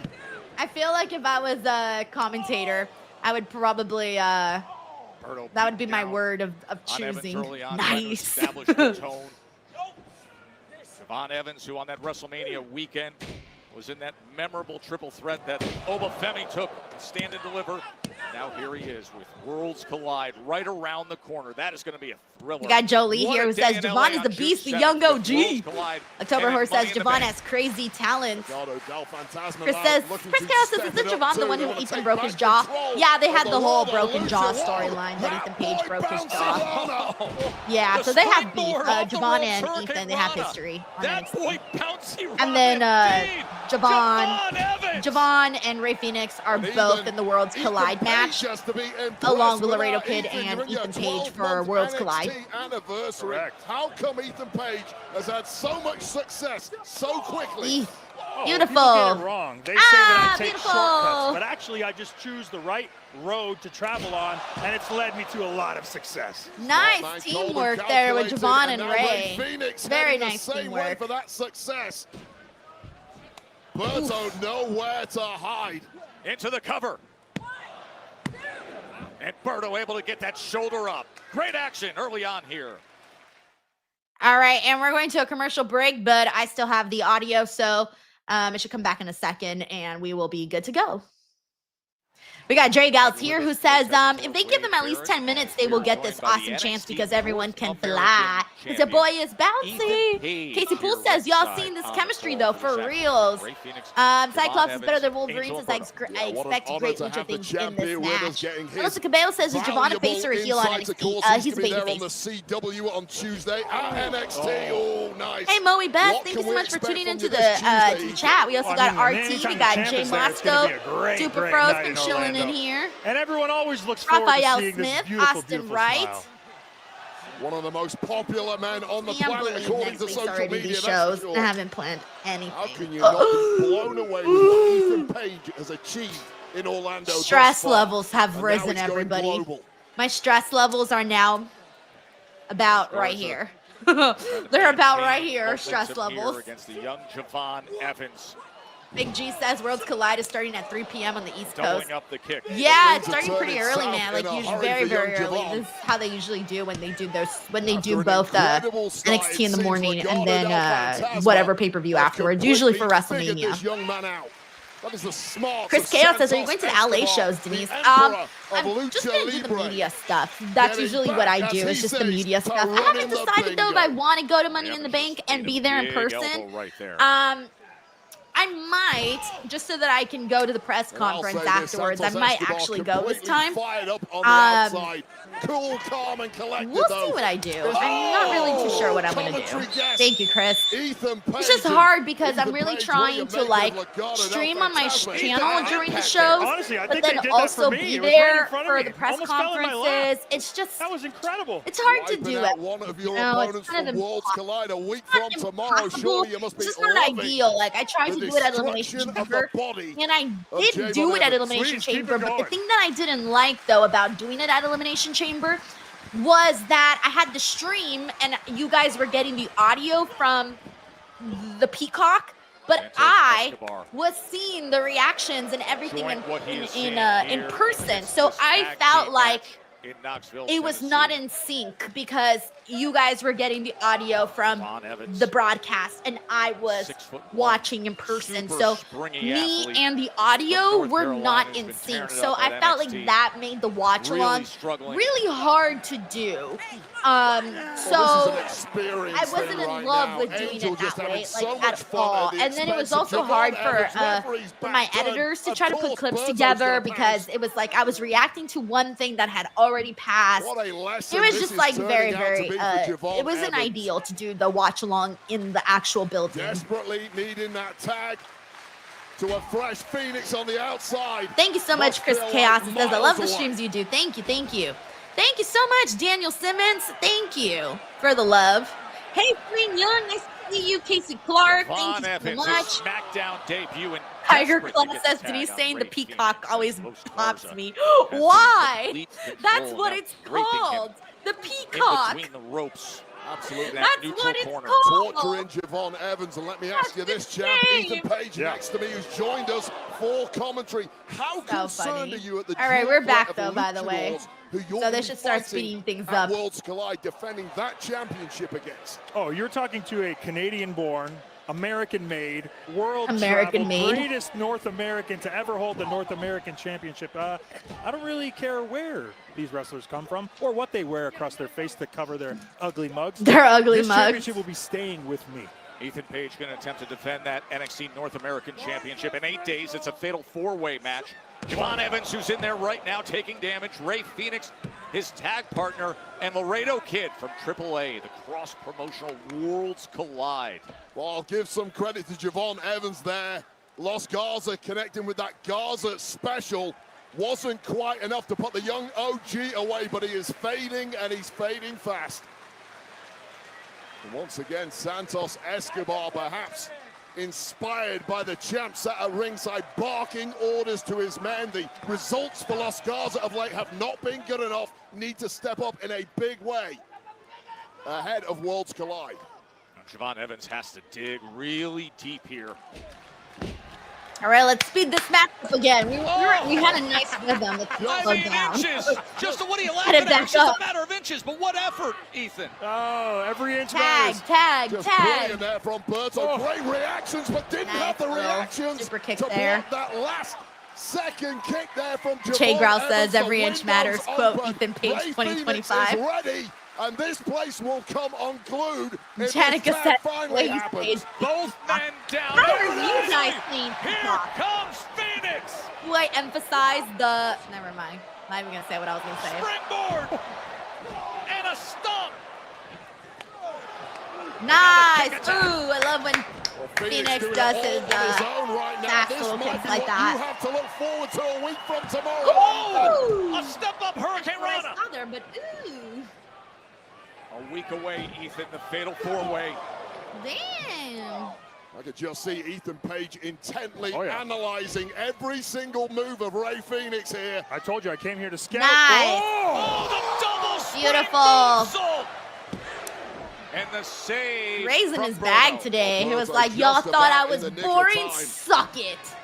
He looks to throw Phoenix out. Oh, it's a So blind tag mad right when people there were as saying he they weren't spins fond out of Rey with that Phoenix spider kick. on And Javon SmackDown so and the far. blind tag.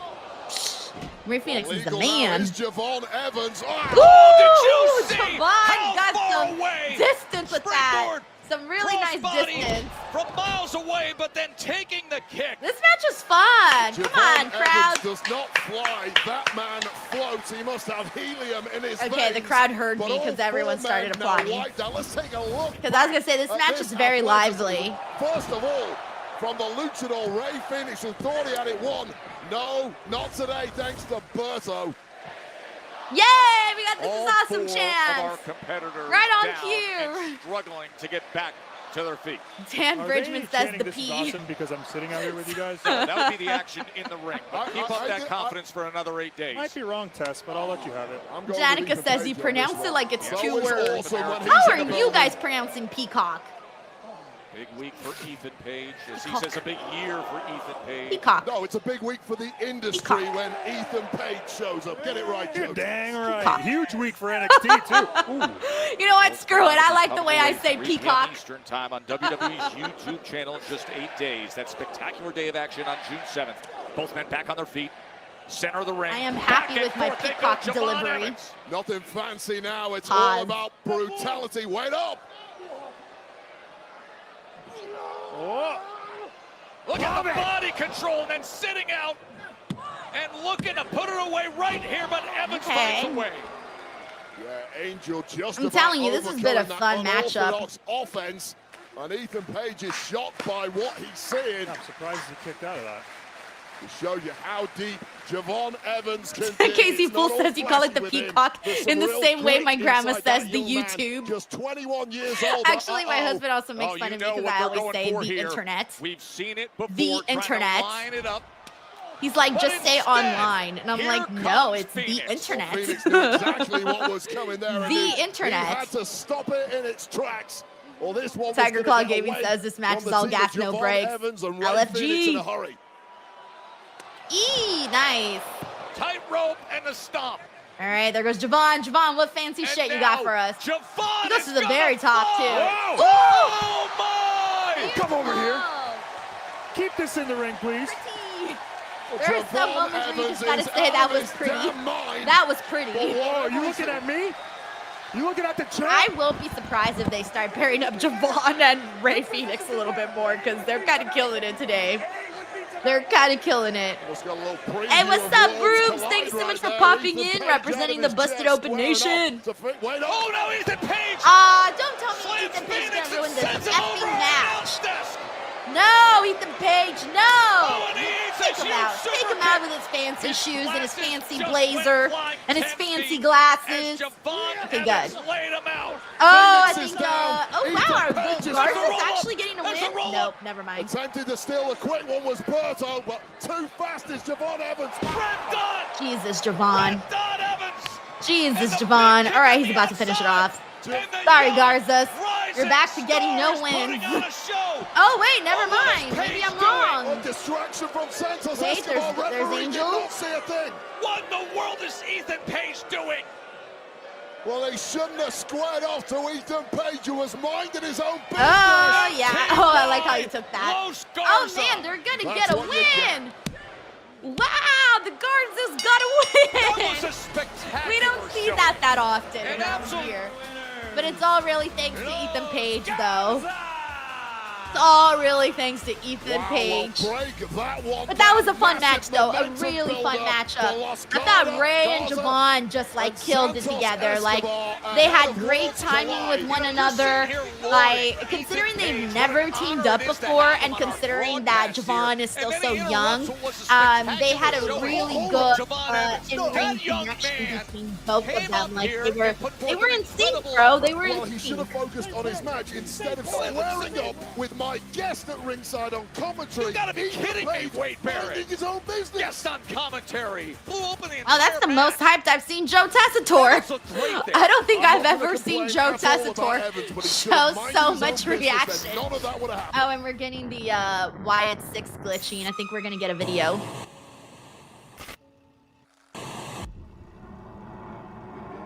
won't stop.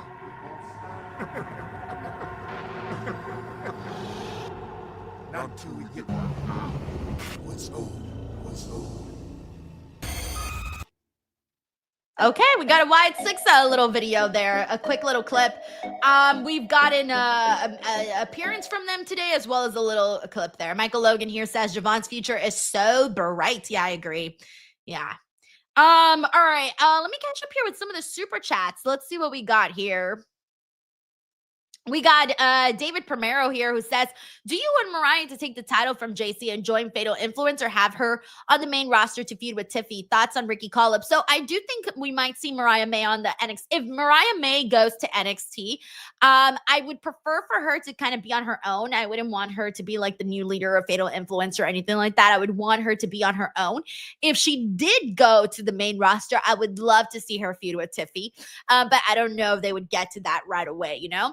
And then Ricky Saints. Ricky Saints is incredibly talented. I still don't even feel that we've seen even just a little bit of who he was in AEW on NXT. I still think there's so much more that the fans can see from Ricky. And I think a lot of the reason is just that there's limited people for him to really feud with over on the NXT side. Like, really his biggest feud has been Ethan Page. And so there really isn't anyone on that other level that could really go up against him besides like Trick and Oba, and they're all caught up on something else. So I do want to see Ricky Saints on the main roster, but I also realize that if Ricky Saints leaves NXT, that you're going to miss some on the show, because again, the men's division is so slim that you will miss people like Ricky. Thank you, David. Hey, we got John Taylor. John, what are you doing here on a Friday? He says, word on the street, i.e. Twitter, is Ethan and Javon on SmackDown. Crazy that the NXT folks grabbed my attention for SmackDown. Yeah, I was about to say. Well, that's the thing, though, is that right now, a lot of the people that we have been excited about on the main roster are NXT people. Stephanie McCare, Julia. Like, these are NXT people. Roxanne Perez. Like, these are the people we're excited about, and they're over on the NXT. They're over on the NXT side of things. So, John, I'm so glad they got you over here to watch a little bit of SmackDown. John Taylor says, Denise, the Netflix and chill. Do you want to watch the Netflix? Okay, I don't say the Netflix. David Primero says, have you watched Evolve? You need to check out the Kelly Armstrong. She calls her finisher the Kelly Connection. Reminds me of you and Red. She is what Jada Parker should be. Interesting. So you think Kelly Armstrong is better than Jada Parker? I haven't seen anything from Kelly, so I can't really answer that because I haven't seen anything from Evolve. I'll be real with you. I always forget Evolve is a thing. Like, I never remember that it exists until someone brings it up or until I see the commercials. And I hate to be that person, but there's just so many other things that in wrestling that have taken my attention. If the time permitted, I would have watched Evolve, but if not, it's just not. It's just not on the schedule. It's not on the schedule, but I wait for them over on the NXT side. So once they get to NXT, then I can start talking about them, because that's where, I devote my time. Thank you, David. Infamous Raider Local says, I love to watch the Denise Salcedo YouTube channel. I should have named my... when I was thinking of my new Facebook names, I didn't know what to put, and I couldn't put Denise Salcedo because I didn't want them to think I was hacking myself. And it's Son of the Night Weight so I had to put something else besides just Denise Salcedo. So I should have put the Denise Salcedo Facebook page or something like that. So funny. Thank you, the infamous Raider Loco. Bob Ross Jr. says, Shawn Michaels is praying he gets Javon back after tonight. Poor Shawn. He's out there building these people. Well, that means he's doing his job, right? That's what developmental is for, to build people so that then they can go to the main roster. So technically, Shawn Michaels is doing his job. I just wish they let people finish things out before they get called up. I wish it wasn't as sporadic as it is, or quick as it is, I wish they'd let them say, I wish they gave them a warning and been like, hey, you know, what do you mean round by of that? bait, She like, earned her next way date, to the you're title going to and be has your retained roster. it, So, hey, finish having this up just here. defeated Finish your story on NXT Chelsea before we continue Green. on. A woman has Ideally, been but we disfigured know that's not how it thanks works. to our United That's States ideal, but that's not how it The works. physicality of this game. We got David you have to Primero, deal who also with, says and Kelly Chelsea Armstrong Green is the dealing Evolved with the Women's Champion. realities Thank now you so with much a for letting me know, broken David. Hopefully, once she gets to NXT, I can get to see Kelly.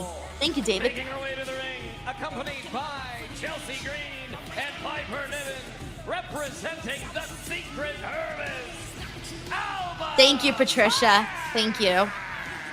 Would you Super Pro please here look says at HBK is Chelsea doing Green? his job too well. We need him on NXT still. For real. She's got a busted nose. Hey, Moe Beth is doing a photo op with Chelsea at Fanatics Fest. Oh, hopefully her nose is healed by then. Imagine having to do a meet and greet with a broken nose.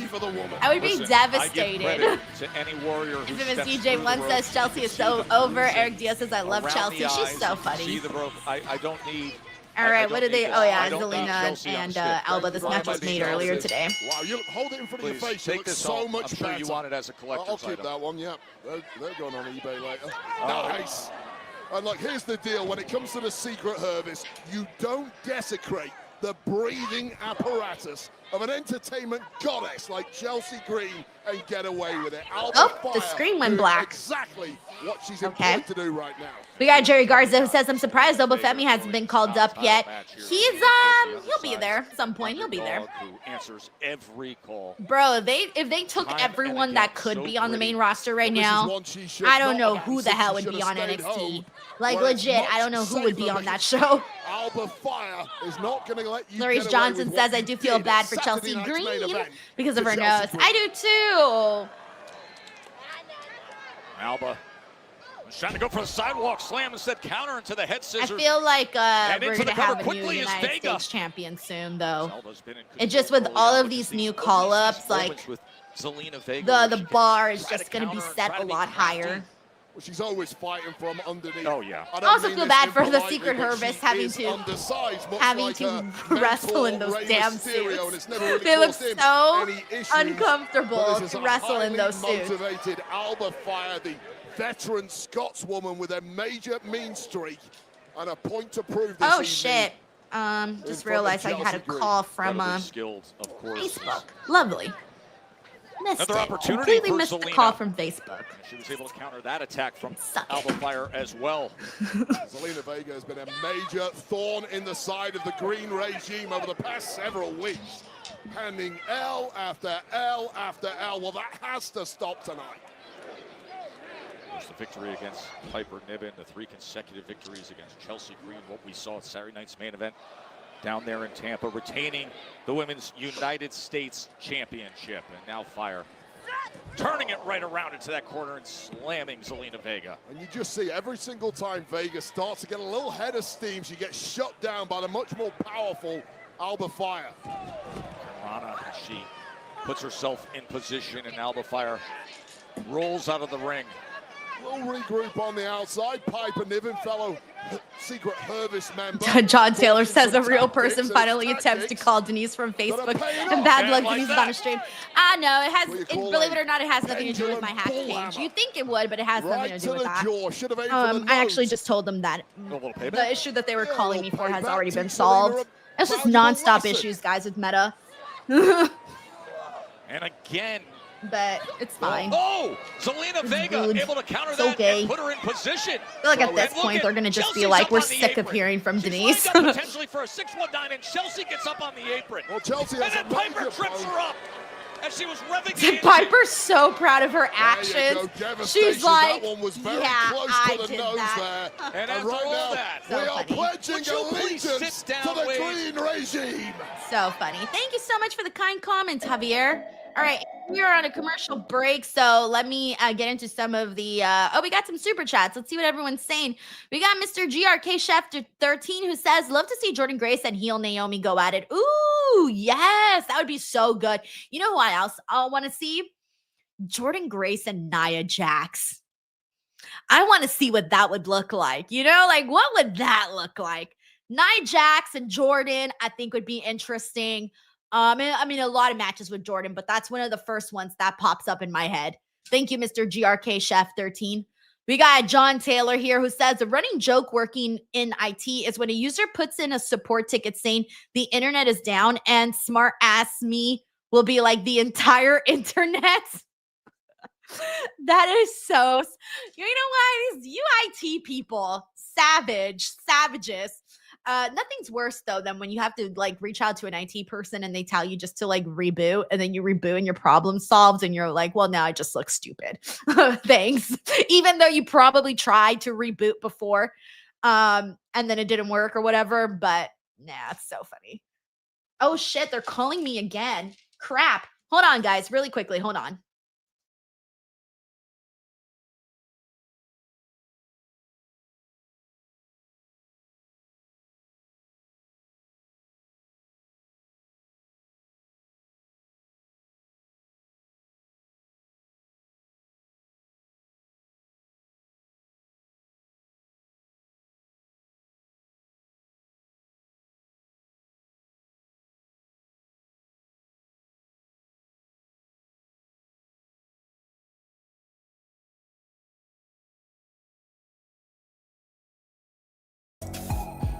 All right, I'm back. Sorry, guys. Meta was calling me multiple times on my phone, and I was just going to let it go. But then they kept calling, and they started to send me all of these messages, and I'm like, yo, I'm going. What do you call it? That elbow. By the way, the SmackDown audio is on. Now the big boot as Fire came I just had to fix something, and I don't even know if it's fixed. I think it is fixed, but I think I'll just worry about that later. But they were like asking me, because they're so Meta is very, very specific in like you have a chat box open with Meta. They need to make sure that they have your approval to close it, to close the chat box. And then they also like they're very they specifically want you to like do a survey and everything. So he's asking me about the weather. I'm just like, I gotta go, bro. I gotta go. But no, this actually had nothing to do with my Facebook page. I had another issue today. It's just Meta is just wild, guys. They're just too wild for me sometimes. But yeah, I think everything's all right. For the win, hooks the leg. So now I can get back to SmackDown, and it doesn't look like I missed anything. Zelina Vega's biggest shot of victory here. She threw the big one. It wasn't quite enough. Alba Fire was just equal to it. Meanwhile, Chelsea Green just incessant with her yelling right in the face of Zelina Vega. Vega looking for the suplex, gets locked up by Alba Fire. We got John Taylor here who says, let's lip read what Denise is saying. The internet hacked me saying nasty things like I love tag team wrestling. The internet changed my name to DG. But at the end of the call, Denise says, fuck you, which was so rude. Back up. Right to the top. Looking for the moonsault, but Alba rolls out of the way. Out of the moonsault. I mean, moved out of the way. Now Alba Fire goes up top. That'd be so funny if there really was someone here who could read blips. Ooh, nice swanton. Although I said nothing of note. This looks like it's over. I was just like, oh yeah, my issue is solved. Thank you guys so much for calling me, and bye-bye. And then in between that, they were like they actually had me on hold too while I was at it. They had me on hold, and then they came back and they were like, how's the weather? Because they were asking me like my location of like where I was, and I was like, you know, I'm in Los Angeles, California, and they were like, ooh. Oh, she tried to use the map as a weapon. Slapped Piper. She slapped Piper instead. Well, now Piper Niven has a nose to match. Right there, Chelsea. And now chasing. She can't think straight with a broken nose. Okay. Oh, that could have been dangerous. He's going through it. He's having a hard time right now. Oh no, I think she's also going to cost Alba the match. Code red. Oh, we got a code red. Her secret hurt. She did it again. Can't even say it. Is going to be so upset at her. By the way, kudos to Chelsea. She still looks beautiful even with a broken nose. Like, she still looks gorgeous even with said broken nose. She always finds a way. Thank you, John, for your support. Chelsea Green has a broken nose now. Piper Niven has a broken nose. Who's next? Alba Fire. What an absolute Suzuki says, honestly, that was the best time for them to call you.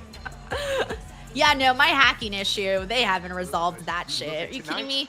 They sent me an email, the Facebook notification, not even an email, a Facebook notification the other day being like, your Facebook page is fine. It has not been compromised. And I'm like, you kidding me? You kidding me right now? No, they haven't done shit on that end. That I gave up my chance to be in this match tonight for you. I've done it twice. I've won. I've succeeded. You win this one match tonight, and I will guide you. I will make sure that we are Mr. Money in the Bank. That we go on. What do you mean we?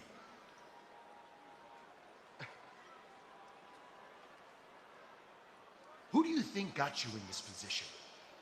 I did. Look, Mike, I appreciate everything you're trying to do for me. I appreciate you sacrificing yourself for me, taking the black mask multiple times, helping me win the Andre the Giant Battle Royal. But nobody told you to do that.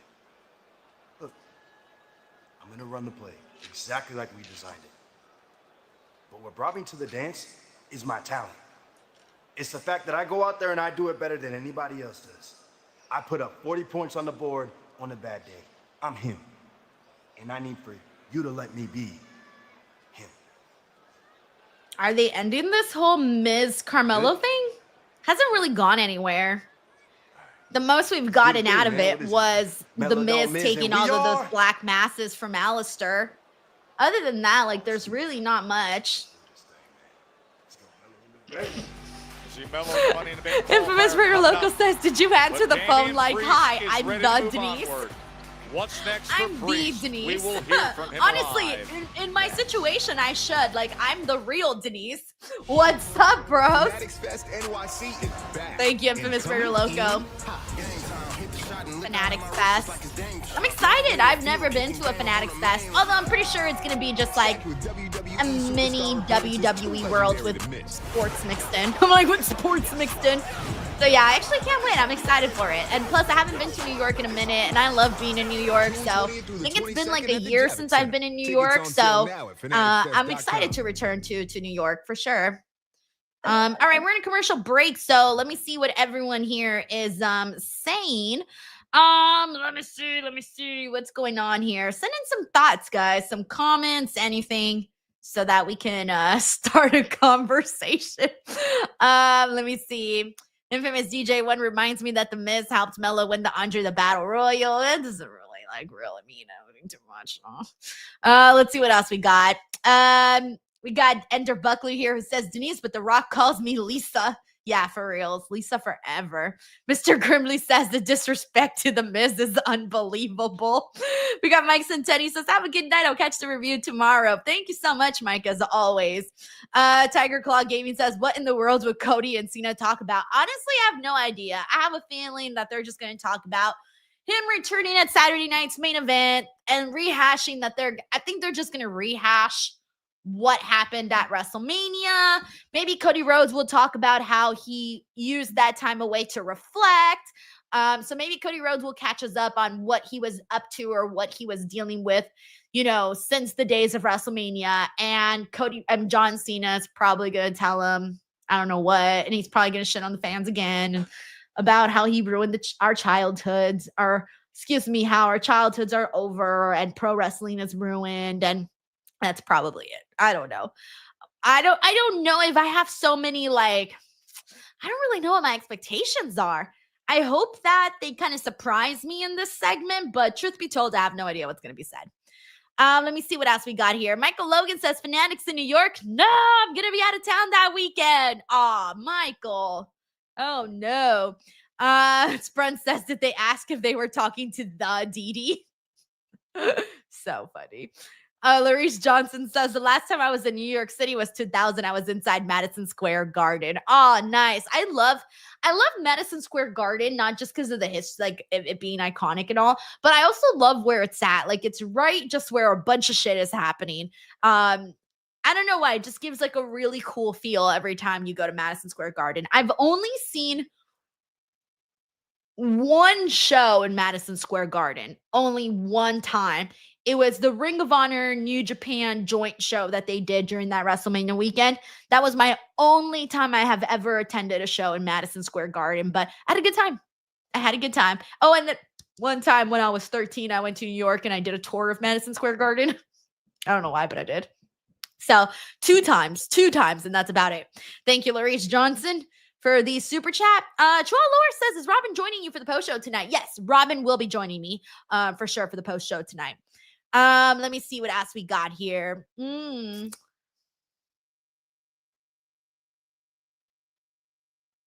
Let's see what else I'm going through some more comments.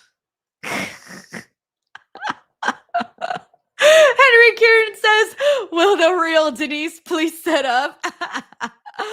Let me see what else we got here. We also got Ryan Soley. By the way, we're back on SmackDown. Ryan Soley says, hey, Denise, are you doing a Money in the Bank trivia quiz next week? Cheers. Keep up the great work, DW for life. I didn't even think about it, to be honest, Ryan, but I probably should because people have been asking for the Money in the Bank. Sorry. People have been asking for the quizzes to return. So maybe I'll try to squeeze that in the schedule. I will think about that this week. I will consider that for sure. Thank you, Ryan.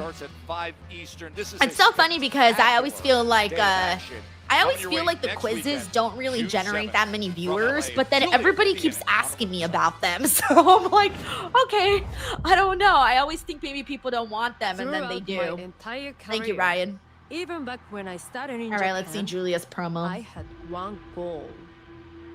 It's not to be the best. Everyone say that. It's hollow and empty. My goal is to be indisputable. You can love me or hate me. Admiration or disgust. It means nothing. Strong words. But I'm impossible to deny. Ooh. I'm going to say after her match with Jordan, yo, that's been my favorite match she's had in WWE. I only view them as an opportunity to build upon my legacy. Evidence you cannot refute. SmackDown, you will see. I will hit harder, move faster, think sharper, and conquer everything, just like I've always done. The question isn't who's going to let me. It's who's gonna stop me. Ooh, that was good. Ooh. I like that. Good little hype package right there. Nice hype package. All right, let's see what happens with Zelina here. Who's she gonna run into? Well, this is a long walk. Oh, Julia right away. Okay. Julia's taking that title.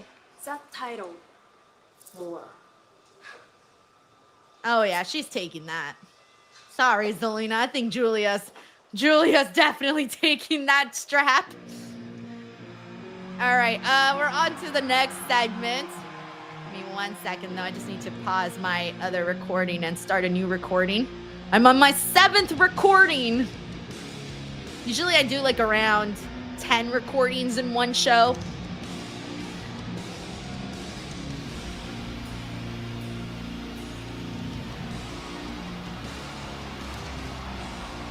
All right, we got Aleister Black next.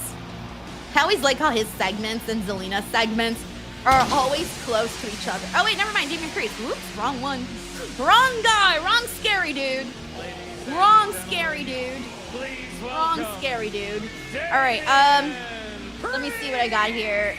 We got Wait, I think about this stretch. John Taylor here who says, did I read this? No. He says, Denise, answer to call. Hi, I'm the Denise Salcedo. You may know me from my work as DD on Our Lucha, Lisa Salcedo in the press conference, Donut Lady from the other press conference, and Miss Jacob Fatu from the internet. No matter where. Yo, can you imagine that as a Wikipedia bio? Steel cage slamming.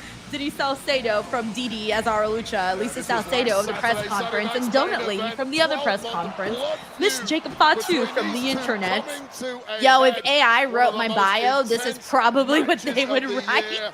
Priest finally John, putting thank you so much for McIntyre this. down for good. We got Dave Bridgman here who says, love how they are doing these promos for the wrestlers, how they are trying to improve their English. Yeah, I feel like these promos work better with all of the imagery and the flow. It makes them feel more legit, I think. More legit.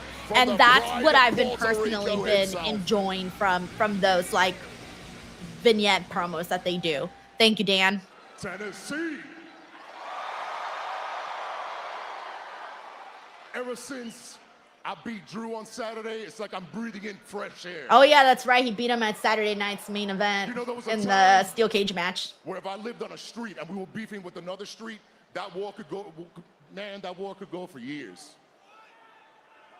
But in WWE, you have a beef with somebody, you have a match, and it's over.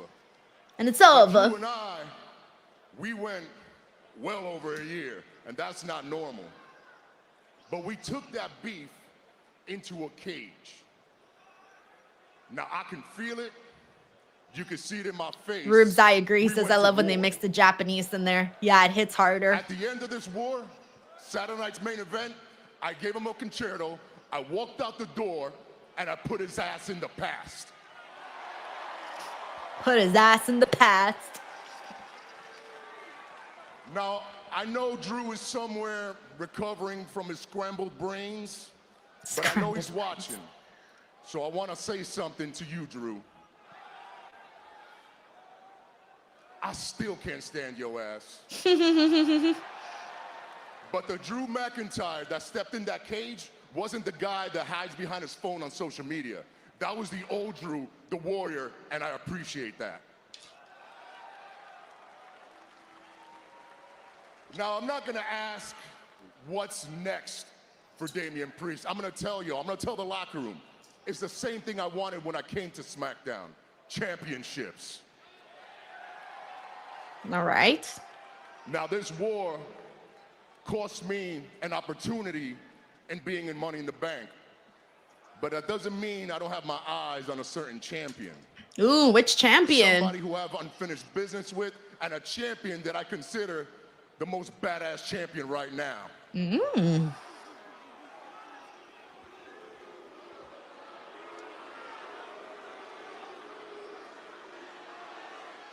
Y'all know who it is, Jacob Fatu. I wasn't sure. I'm a which champion. I'm like, I think it's Jacob Fatu. I respect the hell out of you, man. This is me. I know where you came from. I know what you had to live through. I know what it feels like to stand in this ring. I know what it feels like to stand in this ring as a champion. Real talk, I'm proud of you. Congratulations. That's real.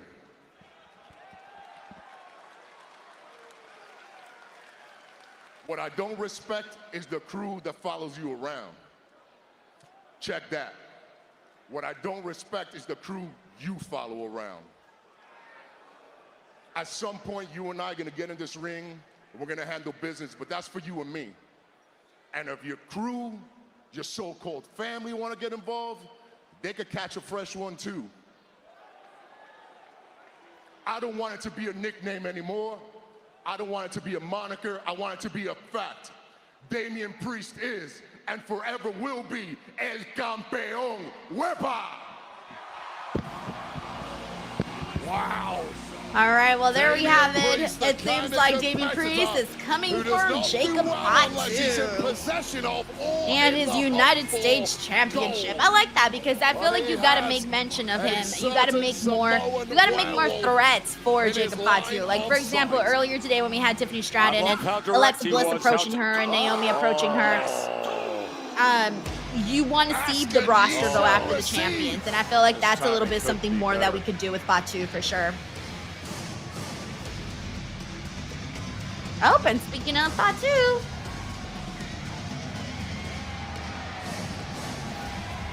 it's like, you don't gotta say my name more than twice. I hear you. I'm a-going. A little side eye here. A little confrontation. Yeah, got him in. I can't say it. That was my impression of Jacob Fatu. A very poor impression. Right there. I'll see you Oh, around man. Indian Priest. Oh my God. The We got US let me see. We got Jacob Michael Logan Fatu here who are says, weighted, but as we when? often note when this moment I don't know happens. because I was gonna say Money in the He's Bank, this but human if form Fatu of doesn't qualify for Money in the atmospheric Bank, I'm not really change too in the sure. arena. The Samoan Werewolf. The following contest is a Money in the Bank qualifier triple threat match scheduled for one fall. Introducing first, he is the United States champion, Fatu's face. I can't do that face no matter how hard I try.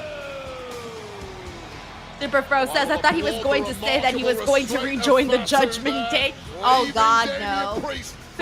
Tiger Claw Gaming says, Denise, your Fatu impersonation, don't do that. That should be my next reel. Try to do Jacob Fatu, like try to impersonate him. That should be my next one.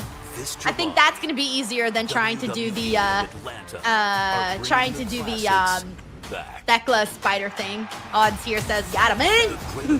Can't do it. Seems too complicated. We got Tabasco Sakol here who says, take that title off of Zelina and give it to Julia and build the title around her. Yeah, I think she will. Michael Logan says, not a great impression of Jacob by the Denise from the internet. All right, we're on a commercial break. We got Infamous Raider Loco here who says Denise does her husband's dance to Fatu. I know. I should do a little video or something about dancing to Fatu, like trying to dance. Or not, it's not even a dance. It's like a movement that he does, but I don't know though. He's got a lot of flair in that. I don't know if I can get that kind of flair. It's just in them. He's all gas, no brakes, bro. I got some brakes. I don't got too much gas. Infamous Raider Local, thank you so much for the super chat. Ignacio VK says, is Denise even Samoan? They're really everywhere. Oh man, that's funny. All right, let's see what else we got here. By the way, who haven't I given a shout out to? Is there anyone here that has not gotten a shout out just yet? If you do, let me know. We got a Surly Barber here who says, well, Mariah may be put at the top as soon as she gets to WWE. I think if she goes to NXT, she will be on top of NXT. I think if she goes to the main roster, she'll get a nice buzz, but it'll be a little bit more difficult just because you got so many other girls that have got some good popularity behind them. Thank you, Surly Barber. What's up, Jimmy England? Thank you so much for tuning in to the stream. Nice to have you on here. We got Charles Credle. I also like your default. We got Charles Credle up in here. What's up, Charles? John Harris says, my daughter's referred to Denise as the wrestling lady. Stop it. That is amazing. The wrestling lady. Okay, so you guys know how Mexicans all have nicknames for people. Like, you don't know anybody as their name. Like, everybody has some sort of nickname. My nickname to my best friend's dad calls me La Luchadora because I'm the girl who likes wrestling. So he just calls me La Luchadora. So it's so funny because she'll be like, oh, I'm going to go out with Denise. And he's like, oh, is that La Luchadora? And she'll be like, yeah, it's La Luchadora. So I'm like, I don't wrestle, but like, because I like wrestling, her dad calls me La Luchadora. So it's so funny. That's one of my Mexican nicknames from my friend's dad. Hey, what's up, Ozan? Thank you so much for tuning into the stream. We got Matt Rykeel. Melissa Cabello says, Denise, what are you live streaming next week? For sure Raw, for sure NXT, for sure Dynamite, SmackDown, hopefully Money in the Bank, and hopefully Worlds Collide. Tracy WV says, match of the night so far. Definitely the tag match, but I also did enjoy the women's Money in the Bank qualifier. I also thought that one was good too. Hey, what's up, the 8 of us together? Nice to have you on the stream. Well, I saw you earlier actually in the chat, but nice to give you a formal shout out. We got Michael Logan here who says, all this Mariah speculation, but isn't she still got time on her left on her AEW deal? Someone fill me in, please. Yeah, it was said that her contract was up during the summer. I'm not exactly sure when in the summer, but that's what I saw. That's what I saw was reported out there, that her contract would be up in the summer. And sometime around the summer, AEW removed her from the roster page today. And usually when we see that happen, that usually means like they're done. And then also, like, the last time we saw that was 10 with, you know, ESPN original Aleister series, Black of course, and available on Ricky ESPN Saints, Plus, and then literally Hulu, like a Disney week or Plus. two later, And all of the a sudden they were season on finale WWE came out TV. So Wednesday. it could happen fast for Mariah. Maybe there was dates that were wrong. Who knows? So yeah, so she might be coming very soon. Thank you, Michael Logan. We got Zachary Walton in the building. What's up, Zachary? We got Andrade walking out right now. Let's see what he has. I'm not sure who he's wrestling on the show. Oh, wait. Is he? Never mind. He's in the qualifier match. Duh. Sorry, this to me is the, yeah, it's Carmelo, Andrade, and Fatu. Forgot. Thank you, Zachary Walton. We also got Joseph Moore in the building. We also got Red Raven Rucker. Ooh, good name.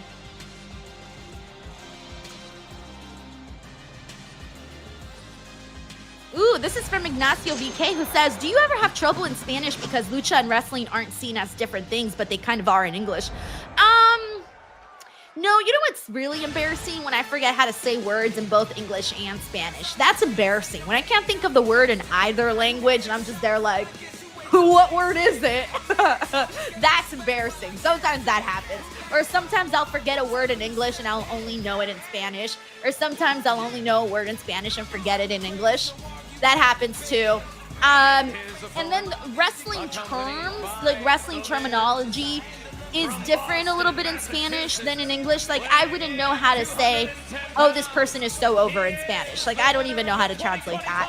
I wouldn't know how to say, like, oh, this person is hot right now in Spanish, or other than like just saying like the person is popular in Spanish, you know? So there are certain things that I think are a little bit different. Like, oh, one of the words that I didn't know for such a long time was challenge, which is red. I didn't know that word for a long time. It wasn't until I did an interview with when I was working for one day with AAA, and I said challenge because I didn't know the word for challenge in Spanish. So I'd never used the word challenge in Spanish. So that was one. I won't forget it now, obviously. I know it now. Oh, wait, no, that wasn't the word. It wasn't reto. No, that was the wrong word. No, the word that I didn't know was goals. Goals. It was meta. That's what I didn't know. I think that's the word I didn't know in Spanish. So it's just little things like that, that sometimes certain words are a little different in wrestling terminology in English and Spanish.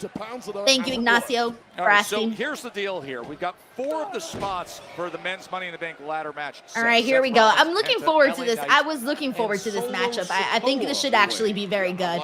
I hope they really let them go and do their thing here. By the way, we got Cyclops is better than Wolverine. He says, step host Hollywood Denise the Hammer and the Denise Now. Which nickname do you hate and love the most? I hate Dee Dee. I hate it with a passion, so I'm pretty sure that one will thrive. Because I hate it the most, so that one will thrive. I hate Lisa the second most. I hate Lisa too. I just don't see myself as a Lisa, so it doesn't work out either. And my favorite is Hollywood for sure. That one's cool. Thank you. Also hate Step Pose. I'm like, but I don't hate it as much as Dee Dee. So fast moving. Thank you. But Step Pose is funny though. Dee Dee gets on my nerves. Thank you. Cyclops is better than Wolverine. Yeah, like Step Pose is a little endearing, you know? Dee Dee to me, ugh. Perfect timing from the Samoan werewolf. All right, here we go. Just as Melo took flight. So, do we think Solo Sikoa cost Jacob Fatu in this matchup? Or does he not cost Jacob Fatu? What do we think here? Does Fatu actually make it to the Money in the Bank? Oh, the Miz grabs his foot. Oh, dear. As he was lined up to come out and dive attack, and that's not going to go over well. Melo back in the ring, looking for the roll-up. But instead, Fatu hangs on to it. How many times has the Miz put his body on the line to help Melo? He's taken black mass after black mass after We got Boycott Activision says it's kind of obvious. Either Miz cost him the match or he loses as a lesson. Oh, for Carmelo. I think Carmelo would be really fun in that Money in the Bank qualifier, but I don't know that people would actually think that he would win. And it's the same thing with Andrade, like, because they haven't done enough with them on the show, you really would see them as potential world champions just yet. I'm not saying they never will be, it's just, that's not the way that it's looked like for them. Watch out. Destructive. Oh, he totally went easy on the Miz there. The Terrible Miz camera is angle laid on out that on the one. outside. I don't even think he hit the Miz. All right, we're going on a commercial break. One second, I'm going to stop my recording. There's a price to pay, Wade. There was a price to pay. We need a stretcher. We need an ambulance. Dude. We need an entire hospital. The What time did the show start at 5 o'clock? Oh, we still got an hour left. Oh, you know what? Today's show flew by really fast. Thank God. It really flew by today because I hadn't looked at the clock at all, and I just looked and we're down to left an hour under left for the show, so that's really good. I feel like Fridays is usually the hardest show to do a watch along because when SmackDown's bad, you start to feel it. But thankfully today's show has flown by, which is what I expected based off of what I had seen for the card. And plus we still got John and Cody. That'll go by pretty fast. Plus this match, I'm hoping gets a good amount of time. So yeah, I think it'll work out. Infamous Very Local says, damn, Denise out here beefing with the DDs. I know, I'm beefing. My beef list is long. Melo was able to smash him from behind. Thank you, and Melo. curb that offensive attack for a moment. What that does to in the process. Yes. Thanks, Melo. Good lad.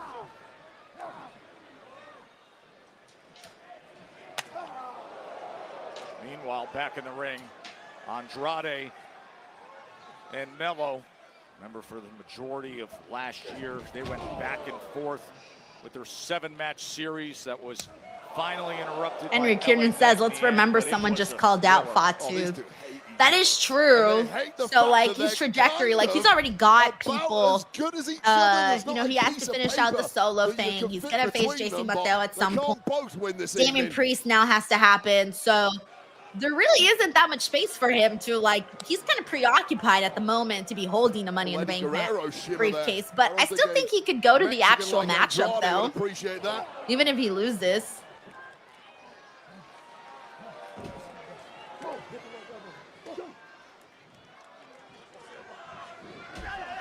Although, honestly, both Andrade and Carmelo, although Fatu and Carmelo would be pretty fun on the ladder match. Michael Logan, her beef with DD's goes longer than Iron Man matches. My beef with DD is going to be longer than the Bloodline feud. As he smashes Andrade. JB from Georgia says, I don't even know what they're going to do for the remaining time. Cody Cena talk for 30 minutes. Well, you know we're going to get like at least a 20-minute recap of WrestleMania, Saturday night's main event. You know how they do with all those packages and shit. We'll probably get a long one. And then by the time they start talking, it'll be like 7:47. Wouldn't want it any other way. It'll be one of those. Hey, what's up, Dill the Pico? Eric Diaz. Good to see you guys on here. Boycott Activision is enjoying the show. Yeah, 8 of us together. I did see that report about SmackDown's being 3 hours. From Jacob Fatu, I think a little tear came out.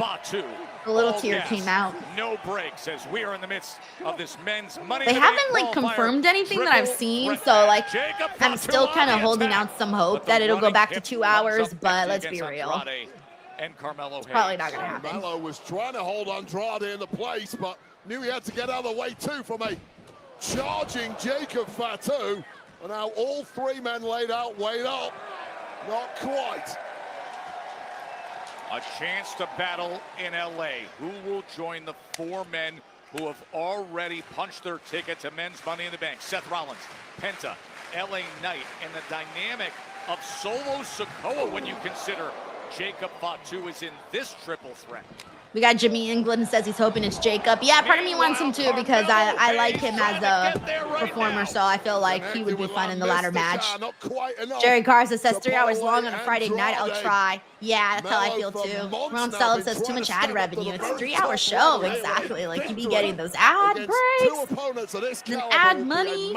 8 of us together says I can't finish. Gotta hit the club. I don't think I'll ever have a life now on Fridays, guys. one of the I don't have any offensive life on assaults Fridays of because I do Jacob 3 hour Fatu. Well, Smackdowns. Jacob Fatu And it's took not care like of I that could go out as and he enjoy attacked myself The Miz after with Smackdown. the I have big to go to shot sleep and into the wake up at timekeeper 4 in the barrier, morning and for the Miz has Busted been Open. brought back Well, like for 4, medical attention, so no 4:30-ish advantage. in the Melo. morning for Busted That's Open. what you So look at Andrade. my Fridays Off are the rope, long but the gone. senton from Fatu comes in. Wow, you pull out a Spanish fly and you don't even get to do a pin because Jacob Fatu turns up and wrecks shop. I always kind of hate my life Friday nights. So I'm just like, dang, I don't like knowing that I can't sleep in on Saturdays. I'm like, damn it, I want to sleep in. Has his prey lined up. Jump up moonsault opportunity is thwarted by Sometimes Andrade. it's easy waking up early for the show, and sometimes I'm like, oh, I'm never gonna make it. Have to pull off something special, funny. something unanticipated against Jacob Fatu. Where are we going here? Moonsault Beautiful. attempt, doubles it up and lands it. And right Suzuki, if you're talking about the Andrade moonsault, yeah, he's done that several times. The moonsault that he stands and then he does another one, yeah, he's done that a few times. Several times, actually. Such incredible reflex. Armand says that makes 2 of us, Denise, with no Friday night lives. Thank you, Armand. Glad I'm not alone. 14,000. Also, thank you, Michael Logan, for being a fan of Busted Open. Hell yeah. A lot of good people over there behind the scenes that don't often get shouted out, but there's a lot of good people that, you know, the producers and all those people that work behind the scenes to, like, do so much for the show. So much. They're beasts over there. They do so much. 7 p.m. Eastern start time, streaming on Peacock. Casey Poole says, I also never do anything on Friday nights. I use SmackDown as a reason to turn people down. So funny. Rube says, I'm with you, 4 a.m. waiting for 6 to hear Busted Open. Hell yeah, man. Thanks, Rube. Now it's time to prove you really are him. Code breaker. Boom, poison rod around the top of the head. Fatu's down. I don't know who's taking this. I want it to be Fatu, but that doesn't mean I think he's actually going to, though. I really don't know. Nah, he's too close to the ropes. And that left shoulder getting up from Andrade. Patricia Mercer says we're wrestling marks, who expects us to have a social life. My social life days are weekends when there's no PLEs or pay-per-views, and then Thursdays. Usually Thursdays. Thursdays are me night. Those are my me nights. Hey, yo, Armand says you and Mark Henry are my favorite and make up my Saturday mornings on Busted Open. Thank you so much, Armand. Hell yeah. I'm so happy to hear that. Andrade bringing him back Mark out Henry is so great. He's so funny. He's a giant teddy bear. These two who put he's forth very such sweet. a fierce rivalry in 2024. The intention, 7-match series. You just cannot take your eye you off. Look at those eyes. Jacob Fatu. Joe said to Tor, but you look at those eyes. Look where they're lined up. Remember what happened to the Miz just minutes ago. Yeah, he had to be taken out by medical personnel, and now Fatu's got both of them lined up. Here he comes, Fatu. No! They separated, and Fatu missed, and he went through the barrier himself. Fatu is down. He's down. And got nobody. Got himself thrown over the damn barricade. All gas, no brakes, baby. Oh, please give me a replay. Give me a replay. Yo, he just went shroop right in there. Brandon Sandman says that's gonna leave a mark. Yo, for reals. For reals. As the massive Thank you, Dan. He says I like how Mark respects you and always encourages you. Oh, he encourages me a lot. He really, really does. He gave me a lot of helpful advice in the beginning when I had just gotten started. And, you know, as Andrade, it wasn't really easy for me in the beginning. And so he really did help me out a lot. You know, he really, really did. Fatu is down. RT says, yeah, he should have had some breaks there. No. Oh, yeah. In the center of the ring. Davion Washington says Fatu was zooming. Jacob Fatu has been dog-walked, and the only person capable of dog-walking That was Fatu fun to see. is Sorry, Fatu. I know you're going to be feeling it tomorrow, but for our pleasure, it was very entertaining. As the chant of "We want tables" for a moment looks like Casey Poole says now we get Game 7 between Melo and Andrade. That's right. They have a A lot of history on SmackDown.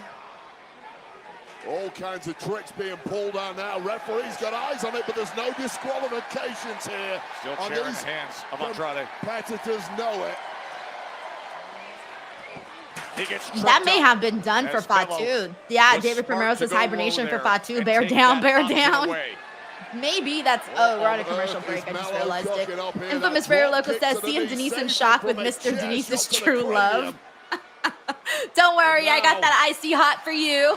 Don't worry, I'll be at home preparing the icy hot. I don't know. Bengay, whatever people use for pain. Thanks, Infamous Rare Loco. In a ladder match like the Money in the Bank ladder match. So fast funny. thinking, faster moving. So funny.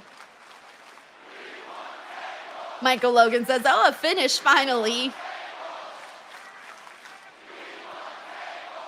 I love how wrestling fans always want tables. Of Andrade. Always. Oh, what unique offense there from Melo. Just utilizing that leverage wave. Using the bounce of the ropes, spinning Andrade, landing on the back of his neck and his head. And with Fatu down, now ain't the time to celebrate, Melo. Now is the time to go for the kill.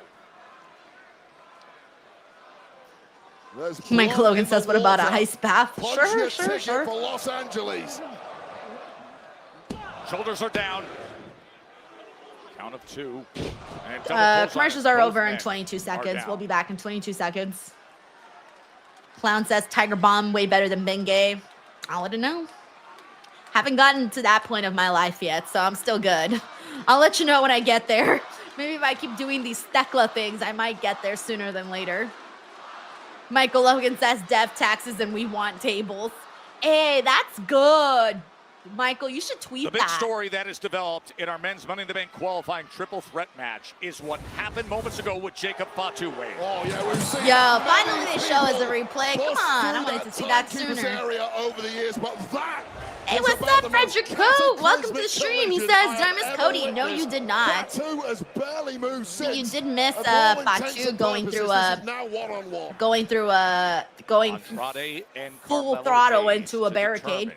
That was kind of cool. The 5th member of the men's Money in the Bank ladder match coming your way next weekend from Los Angeles. And if you are either one of these two left in the ring, you want to finish this as quickly as possible. Count most men out, but this is Michael Logan says, put that on a t-shirt for reals. Death taxes and we want tables. Up in position, but quick to get to his Look, feet. they're still going with the we want tables chant. Have gone back and forth time and again. One word to describe these two is stalemate.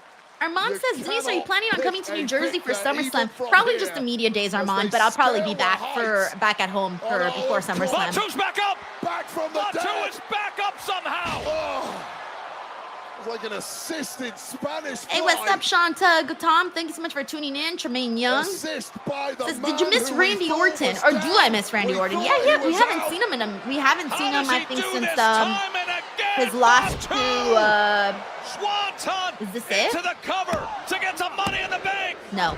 We haven't seen him since his loss to John Cena at Backlash. Sorry, every PLE to me is like all a blur now. All bets are off after what should have been the death blow to Jacob Fatu in this match. He bounces back and almost grabs victory, but how much is left in the tank of any one of these 3 men? Odd Bodkin says, Fatu lives. Andrade, Melo, Fatu. The dogs are off the chain now. The dogs are off the chain now. Momentum. When he gains control, you got to give everything you can. Looking for the Samoan drop as Melo tries to fight. Ooh, nasty elbow from Andrade. By Andrade, wait, I thought he was about to do a double pin. You can't have 2 winners. Yeah, they're going for it. I like this match. Can we give this match a little refused to stay down. Little applause here. Oh, there he is. Solo Sikoa and JC Mateo. Solo Sikoa, see, I was expecting these two to come out here and cost Fatu. And I think they just might. Let's see if they help or screw. Sensibly down here to cheer their man on and perhaps Get out of here, cheer their man on. You know he ain't. Oh, you know they ain't. Fatu likes to do things on his own. Off the springboard for Melo, looking for the win. Desperate times. Casey Poole says now he's definitely losing. That's what I'm thinking. I don't know. King of Strong Style says, man, these Money in the Bank matches have been good. Yeah, honestly, they have. They really, really have. Out support. Remember, Cena and Cody will be face-to-face in mere moments. Hey, what's up, Dinner? Thank you so much for tuning in. RT says, here's the shenanigans. Unfolding pretty soon, these shenanigans. And shenanigans incoming. Out here. At times, Fatu just wants to walk alone. Oh, my God. He is doubling up, looking for the Samoan drop, but he hits it on Andrade. After Melo scrambled out of there just when he could. Wait up. Now he's lining up what he does best. That jump up, mighty moonsault. Moonsault, Andrade missed, moves. Carmelo's leg drop. Nothing but net looking 1, 2, Andrade breaks it up. At the last possible second. Oh, God. The last possible second. Oh, watch Jacob. Get up. Melo, does he have it? Okay. Countering it is Andrade. Back and forth. The seesaw continues. Just watch them, to get Jacob. the Money in the Get your Bank. ass up. Still no separating these two. Nice back elbow to the jaw. Nice, okay. First 48 by Melo. Ooh, nice. That spinning elbow by Andrade. Nice. See, the fans are liking this. Come on. Cold, King of Strong Style, they look legit gassed. Nah, Carmelo has some pretty good endurance. For sure. In LA, the ladder match. I've seen him go like full battery, you know? Is trying to gain entry here in front of 14,600 at the University of Tennessee. We are high up on Rocky King of Strong Top. Style says, come on, crowd. Yeah, I know. I'm surprised they're not reacting to this match as much as I thought they would be. Especially after that little sequence between Carmelo and Andrade. I thought they would have been a little bit louder. About to dog walk some people. From the implant DDT to Jay Grouse9 says, you see that Andrade guy should be wrestling every week. That's a fact, bro. He's a good wrestler, and I don't think we've seen enough of him. Delivering that running hip attack. And again. The implant of that on Andrade. No defending that if you're Andrade. Double jump moonsault. He lands no, here we go.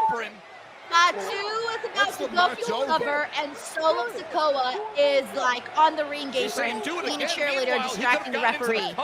And now distracting Fatu. Boom! JC Mateo's ordering him Tons around. of biatches. Oh, there's Jimmy. Nope. Are you kidding me?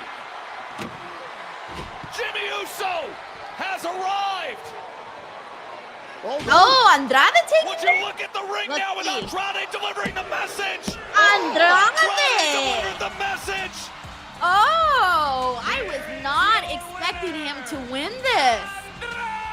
But Andrade can do some really cool things, so he is going to fit in nicely in the Money in the Bank. I don't think people are actually going to buy that he's going to be able to win. I don't think they're going to think he's going to win, but he will at least do good in the Money in the Bank match. Like, he'll have some cool moments, some cool spots in the matchup, but I don't think people will actually think that Andrade will win the actual briefcase.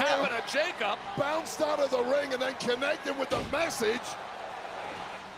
Amidst the chaos, Andrade punches his ticket to Money in the I'm happy for Andrade, though. He's kind of just been, like, hanging about, you know? So I am happy for him getting this this opportunity here. I was just saying he's a good wrestler, guys, and he is. And like I said, I think he's going to fit in nicely in this matchup. And this is pretty much what I expected, which was Solo somehow inadvertently costing Fatu. To the men's Money in the Bank ladder match. Well, speaking of tickets punched, all right, my next guest has punched his. There we go. We got LA Knights. What is it with punching tickets around here? Everybody talks about punching tickets. WWE Instagram, punching tickets. Commentators, punching tickets. You're talking about punching tickets. I guess I punched my ticket to Money in the Bank. It's only 8 days away. A few other guys punching tickets. Who are they? Well, you got Andrade. You got Penta. You got Seth, what's his name? Seth Rollins. It's Solo Sikoa. They're all in. They all punch your tickets. And everybody's going to be climbing that ladder, trying to get it, putting everything on the line that they can. Now, if this is a one-on-one match, I'd go ahead and I'd call my shot. And I'd say, I'm going to run up there, grab that case, and I'm going to cash it in. But you got to understand, this is my 3rd year in a row now. So I understand what this is. You could call me the vet in this match. And some people would say, well, maybe that's Seth is the vet in this. And some people be wrong. Because with 3 years in a row now, you're talking about the most robust and the most recent experience. Yeah. And what that means is now it's anybody's game. Anybody can come out with it, and I understand that. But with or without the case, what you need to understand is the WWE title, the world title, they're all in my future. And with the way I've been running, at this point, they should be in my past, maybe even my present. Why don't you go ahead and punch that ticket? But while we're talking about... What's up, my man? Okay, LA Knight and Aleister Black. Let's see what we get out of this. That one was partially mine. Yeah, I mean, that is kind of, he's not lying. He's not lying. Okay, there's Cody. He is headed Cody our way. Rhodes. It is so good to have the American Nightmare back to business. Cody Rhodes, face to face Super with Fro John says, I wonder Cena. what the ticket looks like that they're punching. All right, we're on a commercial break. Let's see what they promote for Raw. CM Punk kicking off Raw with a message to, CM Punk, AJ Styles, El Grande Americano, Stephanie, Liv, and Ivy. Those are the qualifying matches for the last qualifying matches for Money in the Bank in Tulsa on Monday. Sweet. All right, we're on a commercial break. So in the meantime, this is actually my chance, guys. Sorry. I needed to make sure to do this. Son of a bitch. All right, I'll worry about this later. Okay, so just a heads up to everybody. If you haven't already, the Facebook page is now at 2,500 followers on Facebook. I'm not sure how many of you guys have followed the new page. It's Denise Salcedo, Denise's version. Now, if you've already followed the page, I have posted all of my SmackDown reactions on Facebook. So just go in there and spam, hit the like button, leave some comments. Literally anything helps. I've been posting so many clips. I've been posting cool throwback photos, all wrestling news, of course, literally all of this stuff, guys. Wrestling news, exclusive interviews that you're not finding anyplace else. Wrestling, I mentioned wrestling throwback stuff. I mean, literally, you're not finding this type of content anyplace else. I'm literally now just trying to get more visibility on the page. But look at that. Interview with Randy Orton. Where else are you going to find that? Interview with Jey Uso. Where else are you going to find that? Interview with Mick Foley. Where else are you going to find that? I have been posting so much content. Shit, me trying to do Theckla's posts. Where else are you gonna find that? I have been trying to post so much, good content. So you can find all of this on the Facebook page, and so that's just a little bit of what I've posted. And I've only had this new account for a couple of days now, so I'm really trying to make sure that it grows and grows a lot faster than the last one. So again, that is Denise Salcedo, Denise's version, and I just hit 2.5K on there. So obviously still a long ways from where I was at before, but I guess not too shabby, for I started the account, I think May 23rd. It's been 7 days, I think now. So, I guess not too bad for what I've been able to do so far. So yes, please get in there and spam, comments, the whole 9 yards, all of it. All right. Thank you guys so much for listening to my spiel. I need to get better at promoting things. So thank you so much to everybody, by the way, who just came in to like the page. Jimmy England, I just saw you pop up in here. Thank you so much for that, dude. And then thank you to everybody who is spamming. Spam away, guys. Please hit the like buttons, because basically the algorithm for Facebook will, you can follow me, but Facebook will show you my content only if you engage with it. So hitting the like button, commenting, all of that is so important so that Facebook actually promotes my videos to you guys. And if you see it, then that means more people will see it, and then that'll reach a broader audience. So it's a whole thing, and I'm trying to really get it going somewhere. So thank you so much to everybody, and we are back on SmackDown All right. Wow, I really just did a 3-minute. I did a 3-minute Facebook promotion. Now to Money in the Bank. Zelina Vega came up with a win, hitting Code Red moments ago. Andrade defeats Melo Hayes and Jacob Fatu to get there to LA as well. All right, let's do this. Come on, win! Come on! Oh, he's pissed. I keep telling you, he's tired. I'm so freaking tired. He should be pissed. Listen, I was just trying to help. Listen, for the last time, I do not need your help. Yeah, get out the way. Move. Get out the way. We're sick of you. They're acting like they're so conflicted, like, You brought up or the fact that confused. Solo Sikoa was already in Money in You the know Bank he don't as want much you as he was helping him trying to out. I don't know what good was coming from We the got other Michael Logan win says after he hit that Fatu fight crashing out. himself. Now he's pissed. He should be pissed. He 100% should be pissed. Listen, this is a Tremaine huge Young, thank you day so much for the nice comment. He says, I love your Facebook page. Thank you so much, Tremaine. Thank you. We got Dan Lutzka here who says, hey, hope this works out. I tried earlier. I got denied. Dan, don't tell me YouTube denying super chat. Thank you so much, Dan, for sending this in. I don't know why that you were having issues earlier, but I'm glad you're not having issues anymore. So thank you so much, Dan, for always showing so much love and appreciation here on the channel. It really goes a long way. Thank you, Dan. Also in action next week. I'm excited about the Worlds Collide show. On Monday Night Raw. And now he's up against Chad Gable after all the action we just saw with Gable on Monday night. That comes Jay Grouse says, Dees, technically since it's on YouTube, could you have Worlds Collide on the screen and watch? Psycho Clown, Pagano, and Dr. Wagner Jr. go up against It's a good question. I don't think so. Legado del Fantasma, who we saw Because it's still somebody else's content, you know? we also It's still saw somebody else's video. Even if it may not seem like it, it's still somebody else's video. So I don't think so. I don't think I could do that. Thank you, Jay Grouse. Maybe I'll ask around, but I don't think so. I think that's essentially like stealing someone else's videos. Like, for example, if I popped up, I don't know, Chris Van Vliet's interview here, like that would be me copyrighting him. You know what I'm saying? So it'd be the same thing with WWE. That's why it should not be able to do that. It is Money in the Bank. The Women's Intercontinental Championship on the line as Dubliners collide. Lyra Valkyria defends against the man Becky Lynch. And then who will get the briefcase among the women? Dude, that women's ladder match woo, now woo. includes Naomi. That women's, she came up with the victory over Jade Cargill. I can't even speak. That women's Money in the Bank match is looking good.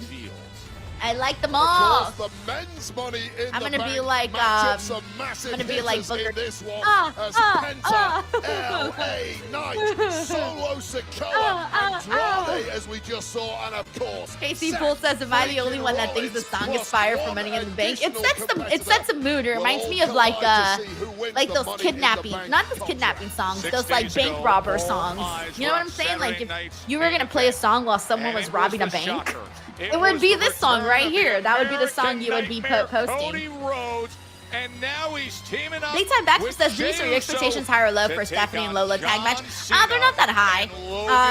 I was saying earlier, like, I'm not really expecting too much from that match. From last week goes right into yes, LA, Suzuki, a bank heist films, 7 p.m. yes. Eastern Time, streaming on Peacock.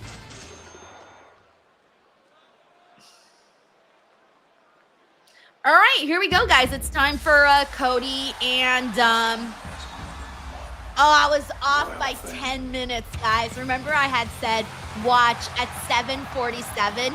We're going to be barely getting to Cody and John. It's 7:37 and we just started this segment.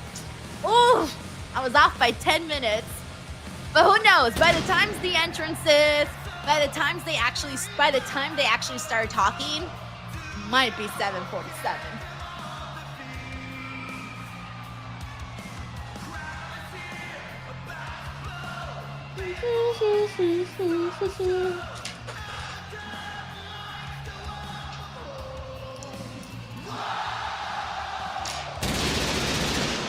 Thank you, Henry Kiernan, by the way, for spamming the page. I appreciate you so freaking much for doing that. Thank you very much for spamming me. Thank you, thank you, thank you.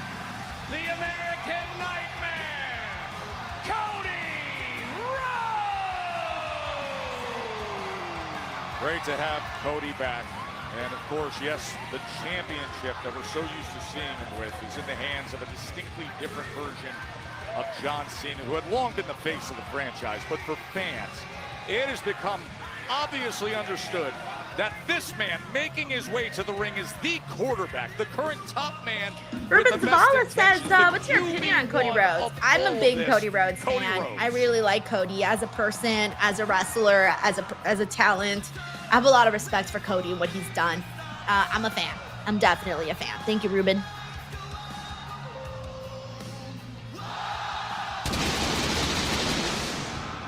Yeah, I got to agree with you, Joe Tess. This is Kiwi Rob says, I don't want the industry in 2025. The rest of us have been orbiting. David Primero around says Rhodes and a Cena big tag old match SmackDown ending just with didn't cash in feel on Jay. complete without Cody Rhodes on Oh, the Rhodes scene and Cena post tag match ending with WrestleMania. cash in on Jay. We're so thrilled he's back. I don't know. Rhodes does not I guess I'd complete have to without the depend on gold him. around his waist, in my opinion. I don't think so, because then he'd have some help out there, you know? I'm going to say no, David. I don't think so. Thank you for the super chat. Well, we got some people that do think so, though. Casey says David is right, unfortunately. I don't think so, but clearly other people think so.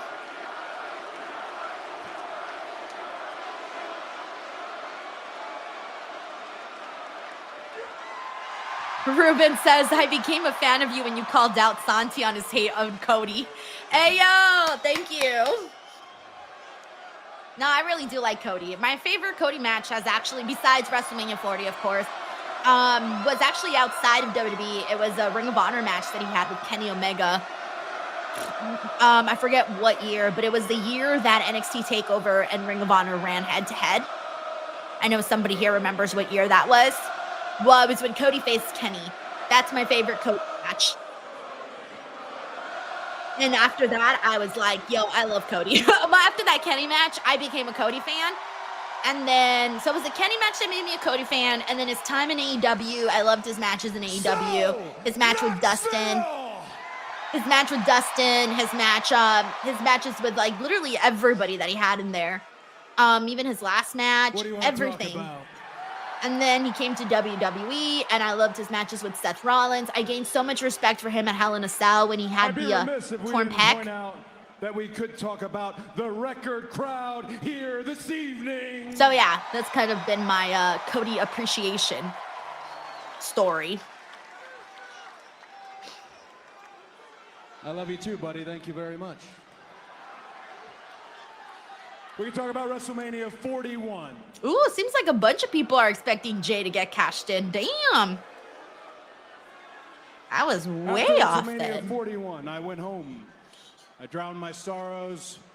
See, I told you guys, we had to hear what he did during that time, for sure. Tennessee cough syrup a little bit.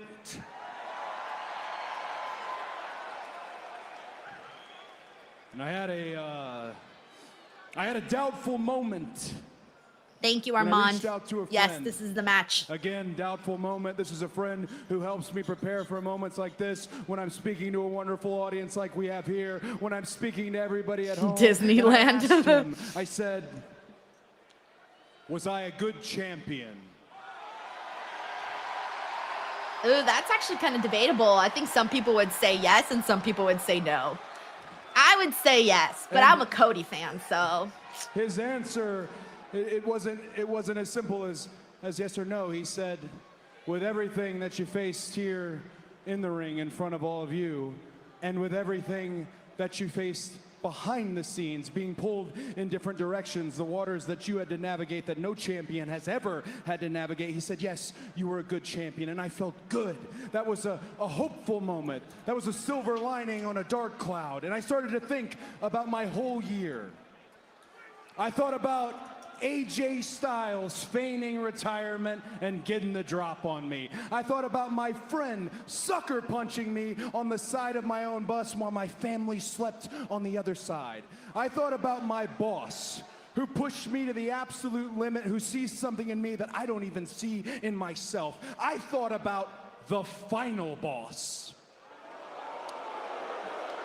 A lot of boos for the final boss. I thought about the final boss asking me for my soul. And the entire world I forgot. realizing what he I do meant. not need to be reminded And about as that. preposterous as it sounded, the scary part was that he was 100% serious, and no matter how many times I say no, the offer still stands. And I also thought about John Cena. I like the way Cody says John Cena. Moe Best predicts Rock is going to show up at Money in the Bank. Mr. Grimley says don't bring that back up. Yeah, let's not talk about it. Let's just pretend it never happened.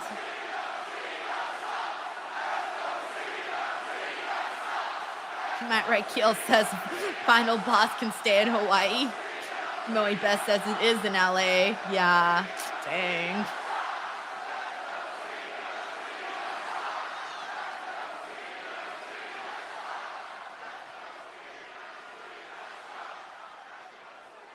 I thought about John Cena doing exactly what he said he was going to do.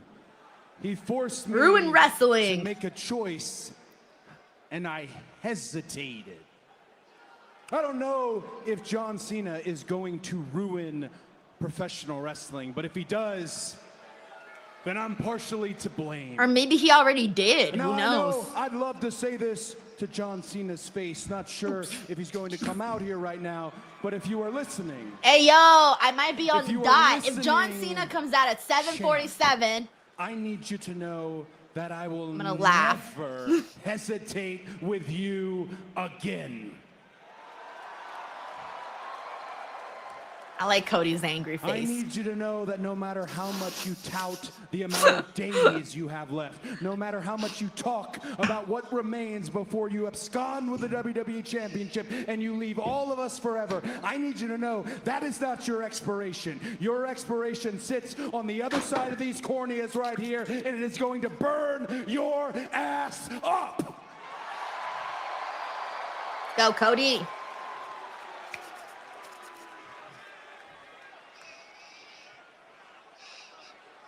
I'm sorry.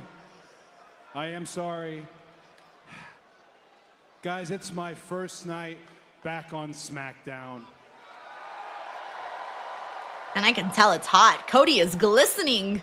And I'm getting a He little looked bit like me on my worked walk up. today. I've thought so much about you. What can I do for you when I get back? What can I do for the WWE Universe? Hey, I'm back on SmackDown. How about a surprise? Oh! Come on, cue John Cena's music at 7:47. I can feel like Nostradamus. Oh, you guys seem hungry. Perhaps we should yeet. Dang it, I'm gonna be wrong. I don't know. I mean, that would be a very big surprise. That would be the biggest surprise. That would be my partner riding into battle at Money in the Bank. And hell yeah, he's here, ladies and gentlemen. Hit the music.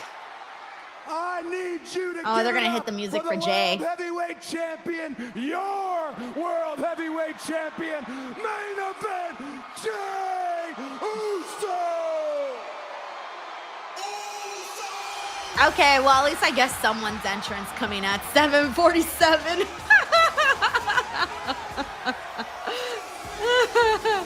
Casey Poole says you called it. The only part I was wrong, though. I thought it was going to be Cena at 7:47. It was Jay at 7:47. Bro, at this point, John Cena's coming out at 7:57. 3 minutes left on the show. Because the Yeet entrance is going to take a long, long time, baby. Tiger Claw says Cena will be there via satellite. Lol.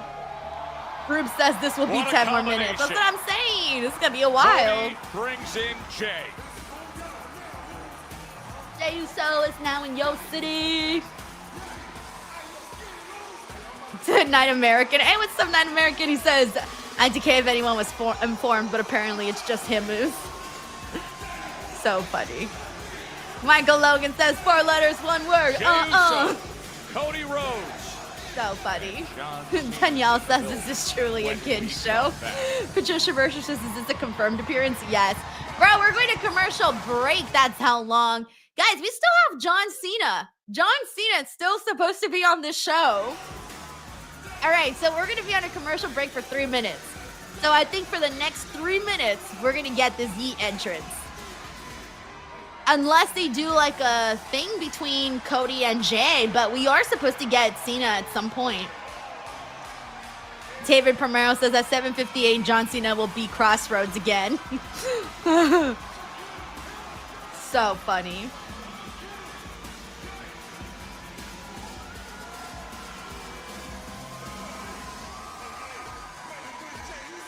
All right, well, in the meantime, just a friendly reminder to everybody, after this, I do have my post show with Robin Lundberg. He tunes in with me here for Friday nights to chat some SmackDown, so we will be doing that immediately following this watch along.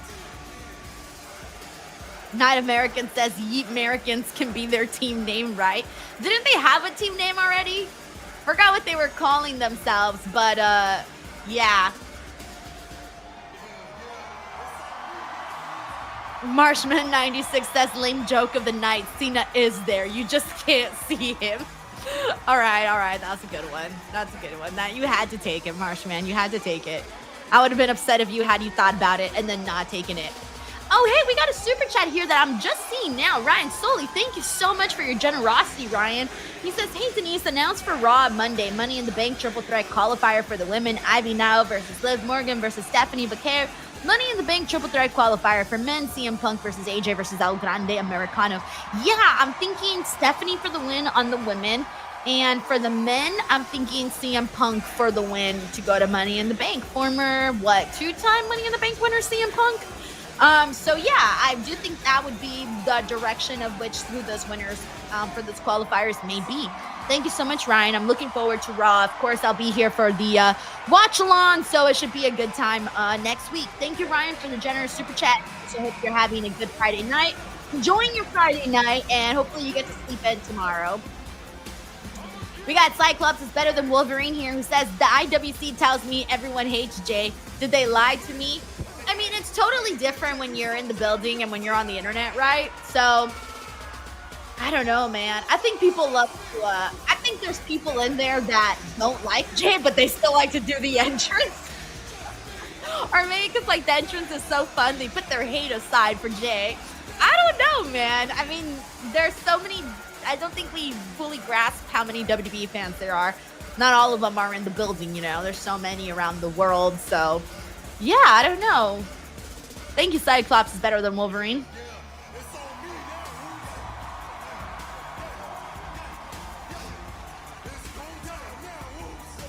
All right, we're back in 10 seconds. So yes, guys, the Yeet entrance did last the entire break.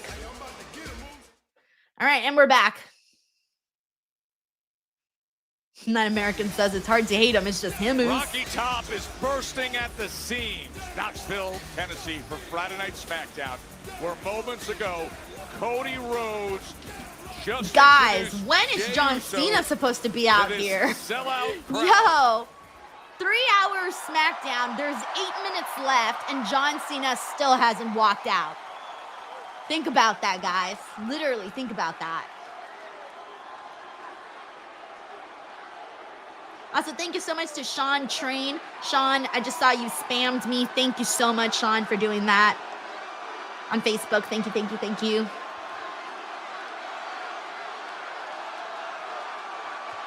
Franklin Delano Blue says he's already out there. You can't see him. Oh, no, another go of it. They can't get enough. God. World Heavyweight Champion. What? Like, we just did this. Coming off this audience. All right, 7 minutes left. Yeet fest. And there we go, finally, John Cena. Jesus. I'm starting to think they're just going to say hi and bye in this promo. Yo. John Cena sucks. John Cena sucks. John Cena sucks. I love chanting John Cena sucks. It's pretty fun. We got Web Surfer guy who says John Cena probably at catering. He's probably chugging some Mountain Dew, bro, since he loves Mountain Dew. So funny. Thank you, Web Surfer guy.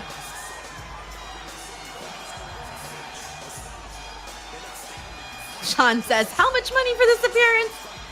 Hey, like I said, he gets paid on that flat rate, baby. An appearance, and this is a whole appearance down, guys. We're, what, 22 appearances after this? Or I forget what the count is.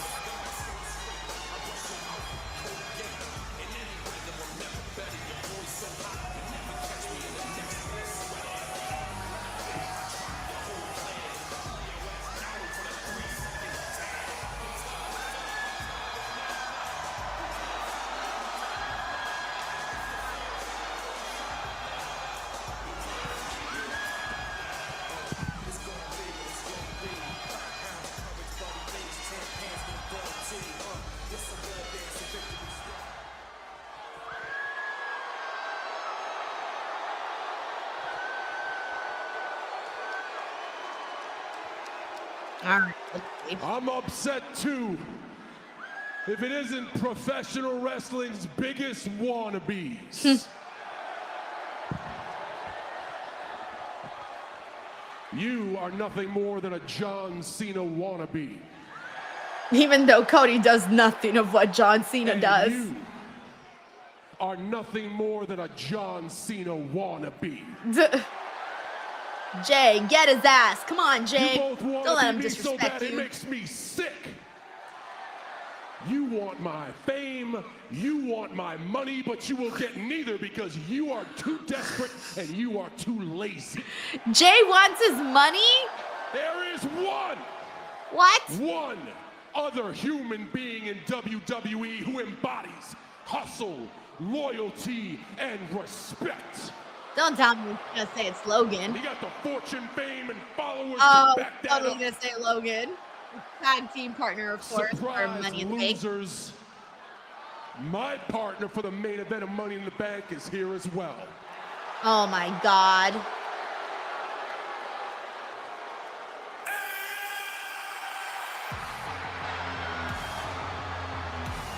I did want to see this, like John Cena and Logan Paul together.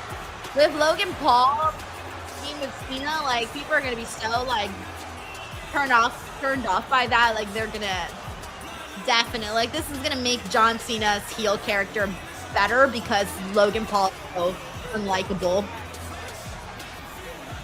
Tiger Claw Blading says this bro was absolutely pointless. I will see. We got 4 minutes left on the broadcast, so we'll see what we get out of it.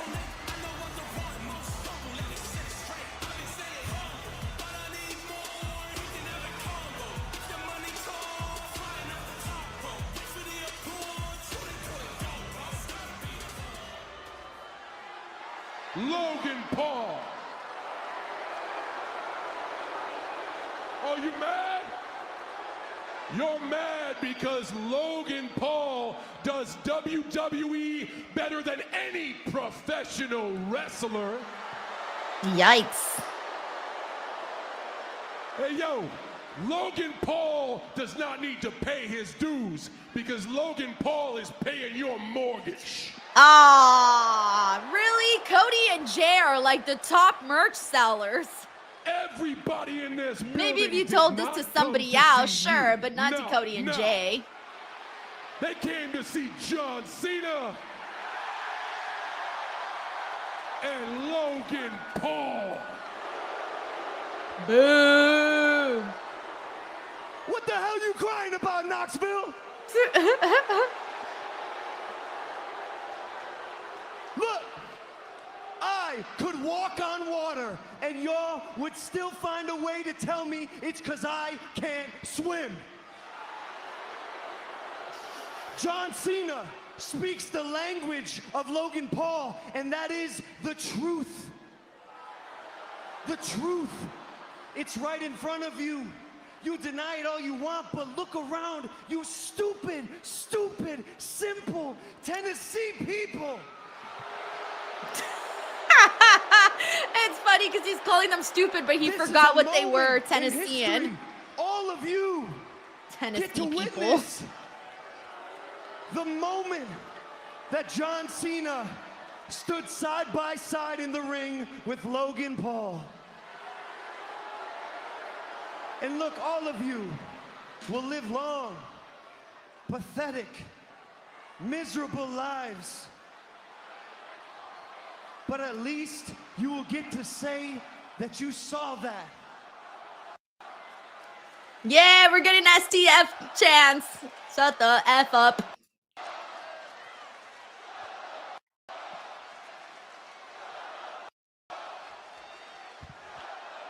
Yeah, you people are ungrateful. You don't know what's good for you. There is one problem, though, although this does seem too perfect. The problem is, I should be standing next to the WWE champion as a WWE champion. I should have been the one to leave Saturday night's main event with that world Shoulda, coulda, heavyweight woulda, but championship didn't. around my waist. But Jay, look at me. Look at me. You got lucky, dog. You got lucky, Jay. You got lucky. You know it. I know it. They know it. He knows it. Yeah, you, Cody Rhodes. You needed Cody Rhodes to save you. Yeah, remember that, Jay? Yeah.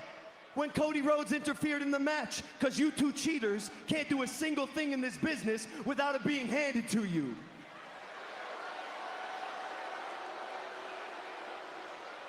These two Nepo babies were born on third thinking they hit a triple. Self-made man. Self-made man.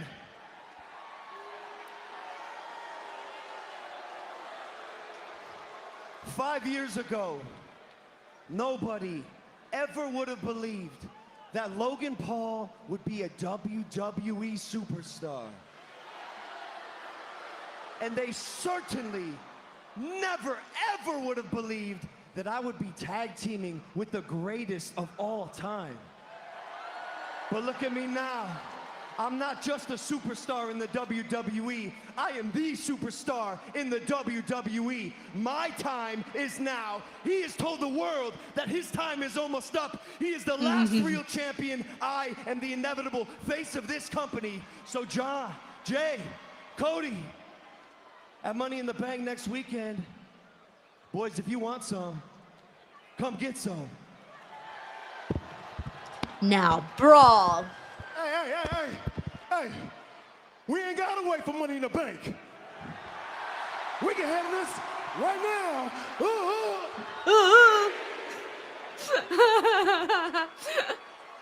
Logan Paul said all those things, and the biggest thing that got me was, Hey, what are you guys arguing about? Where you headed? Are you gonna go back there and polish his Peacemaker? It's on. Oh, It's man, on right Cody here. had the Knocks best away. line. Yeah, that was a Cody cheap had shot the from best Cody line. Rhodes that just about lit this powder keg on fire. Oh, he's got him up looking for the attitude adjustment. Super kick. Disaster kick. Little taster of what we're gonna see at Money in the Bank 1 week from tomorrow. Over the rope. Crossbody to the outside on Cena. And springboarded it. Oh, but Jay meets him. They meet Logan Paul. How about some memories? Dang, Cody did that in his suit. And his fancy shoes. From Jay and Cody Rhodes. Ooh, and Cody's looking at his title. Money in the Bank, just 8 days away. Cody Rhodes. John Cena's face. Jey Uso against John Cena. John Cena's and face. Logan Paul. It comes your way June 7th. That way John 7 Cena's p.m. face is so Eastern, funny to me. streaming on Peacock.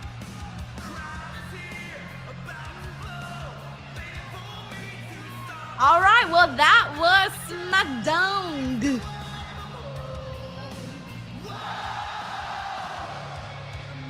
All right, and the show has now ended. Alrighty, guys. Well, we still got our post-show incoming. I'm gonna give Robin a second to get in here.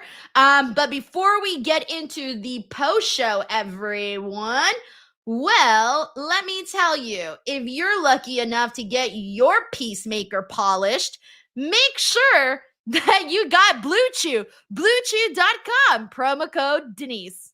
Are you having technical difficulties in bed? Are you tired of being counted out, tapping out, or simply jobbing out? Get out of developmental and get drafted to the best sex you ever had with today's podcast sponsor, Blue Chew. Blue Chew is the original brand offering chewable tablets. These erection-enhancing tablets help men achieve stronger, harder, and longer-lasting erections for sexual activities.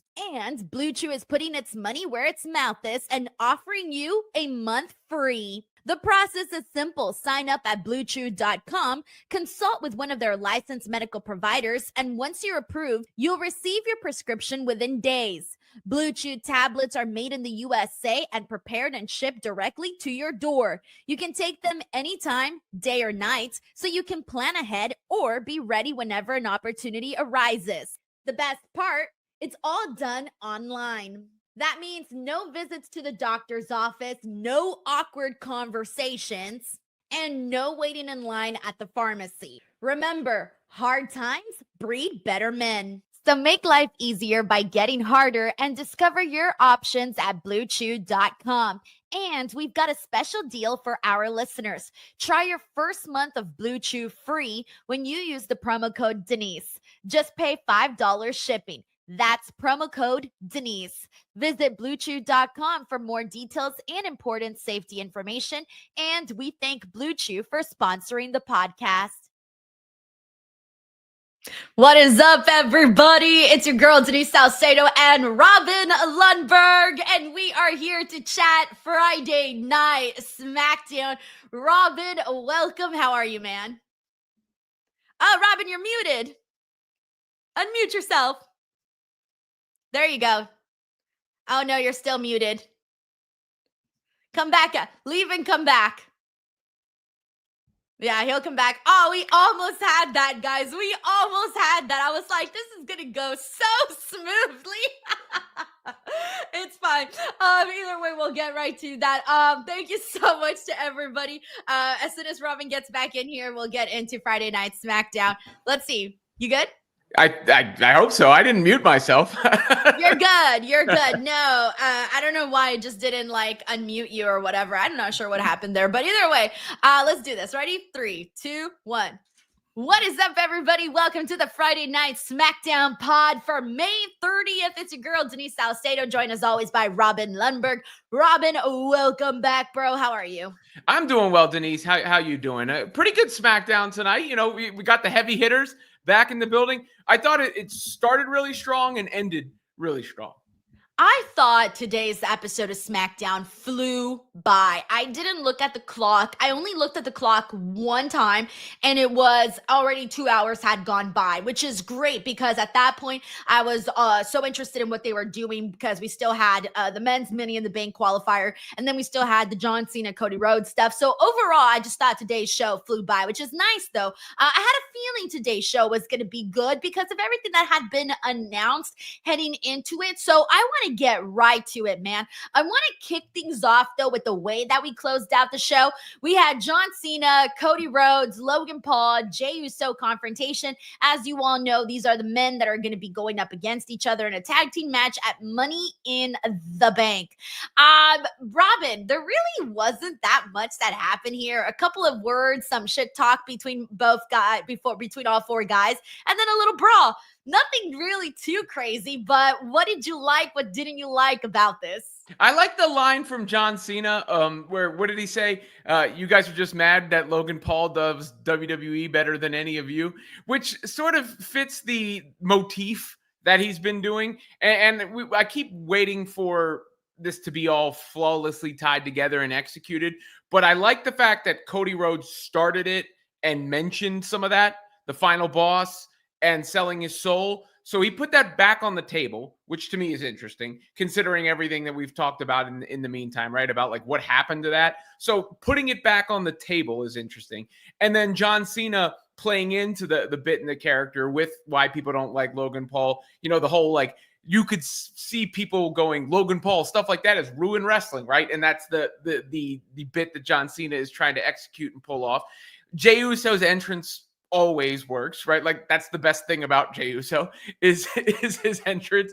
So I mean, I think it served its purpose, right? Like, yeah, is that going to be the thing we're talking about years from now? Obviously not.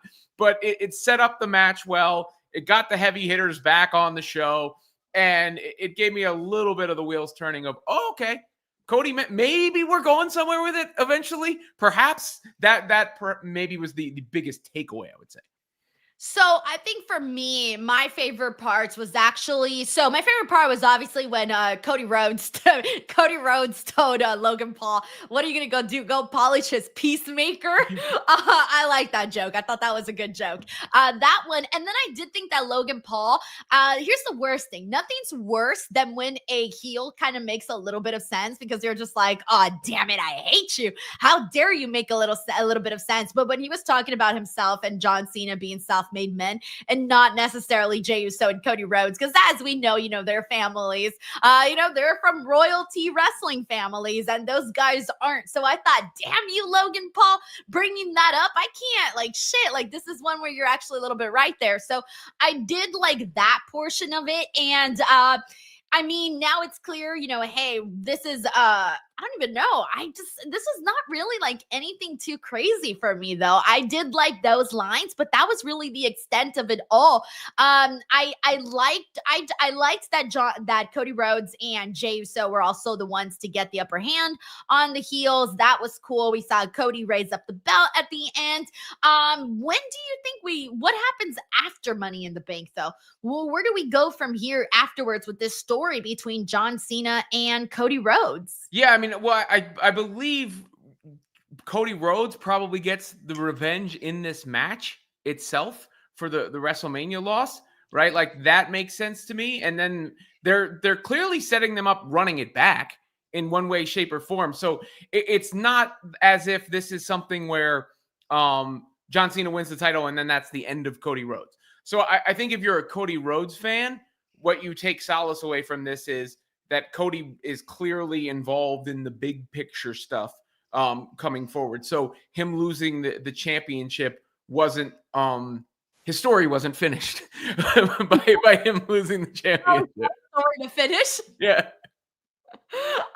So what do you call it? Yeah, that's where we're at on that. There's really not much else to move forward with this part of the story. I think really the bigger stories from tonight was all of the stuff that went down with Money in the Bank and the qualifiers. But really quickly before we get to that, we do got a couple of super chats. This is from Bob Ross Jr. who says, poor Zelina, she just got her title and now everyone wants her to lose it to Julia. Unfortunately, it's one of those things where I think I wasn't expecting Zelina Vega to have like a long championship reign as United States champion. I think this was a decent little run that she had, but it's time for us to continue. I was saying, here's the thing, like the bar of the women's wrestling bar has been set very, very high at this point, and it's gonna happen. Like there are just girls that are stronger wrestlers that are gonna come in and that are gonna, take over the scene. And it's just one of those things that's gonna happen, especially as the bar continues to be set higher and higher. So it's really hard for me to say, oh, yeah, Julia shouldn't defeat Zelina. I do think Julia should defeat Zelina because I want to start seeing some more seriously competitive matches for that championship belt over on SmackDown. Yeah, I mean, look, the women's division is so stacked where you're talking about that in, that's a secondary level of everything that took place amongst the women. But yes, you have to then elevate them so that they get to the point where they're fronting the show. like we saw with the heavy hitters there. But Zelina, Julia is getting elevated, and it's tough. Chelsea Green just got the title before she lost it. So they're playing a little hot potato with some of these championships at times. I really don't. I guess I'm not sitting here thinking like it's the end of her career, just like I'm not thinking it made her career that she's wearing it, because it really hasn't been like, oh my God, she's the champion, right? Like that's not the way I'm viewing her at this moment. No, I thought for me, it was just like, okay, that was a cool, sweet moment for Zelina, and I thought that was nice. But of course, I think that, like I said, I just think the caliber of wrestling is going to be different with different types of champions. And I think I'm ready to get to that for the United States Championship. And so that's why it's just going to happen that way. She had her moment and she's still having her moment. It's not over just yet. But I think that if she does have the match with Julia, she's probably going to give her best match of her career. So that'll be something to look forward to. But that's just how it is. Obviously, championship reigns come and go. Not everybody could be Roman Reigns. Not everybody could be Gunther when it comes to long title reigns. Thank you, Bob Ross. We got Sammy Suwan Boone here who says, did you know about SmackDown will not put next Friday? They will put soccer next week. Wait, what? I didn't know this. Did you know this, Robin? What did he say? Who says that there's going to be no SmackDown? They're going to put next Friday. They're going to put soccer next week. I haven't seen anything of that. SmackDown on USA. I could see that. Does USA have soccer rights?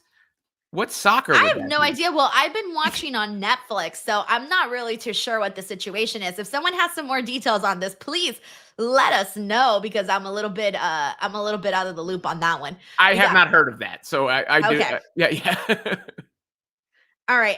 We got Bob Ross here who says Stephanie Vaquera potentially working double duty next Saturday would be so beast of her. Remember, she did it before when she was double champ, so she could do it again. Oh yeah, that's a fact. I feel like it's so funny because I think people kind of always say like, oh, this person can work double duty. Like all of these talents that you see, especially these people that were in the indies or, before going to WWE, these people are used to working multiple shows, Robin. Like there's people, God, like during WrestleMania week, I see so many wrestlers like doing 20 shows in like 2 days. Obviously that's an exaggeration, but several shows in a short period of time. Like this is not something that like this will still be good for her. Like she could do it. Like she's got that experience because that's, the background. And especially in Mexico, like the people in Mexico, they would work like 100 shows, in one weekend. So I think that Stephanie could totally do it. I would love, obviously she's already been announced for Worlds Collide, and then she's in a qualifier for the Money in the Bank ladder match. I hope she does make it into that qualifier. I think it would be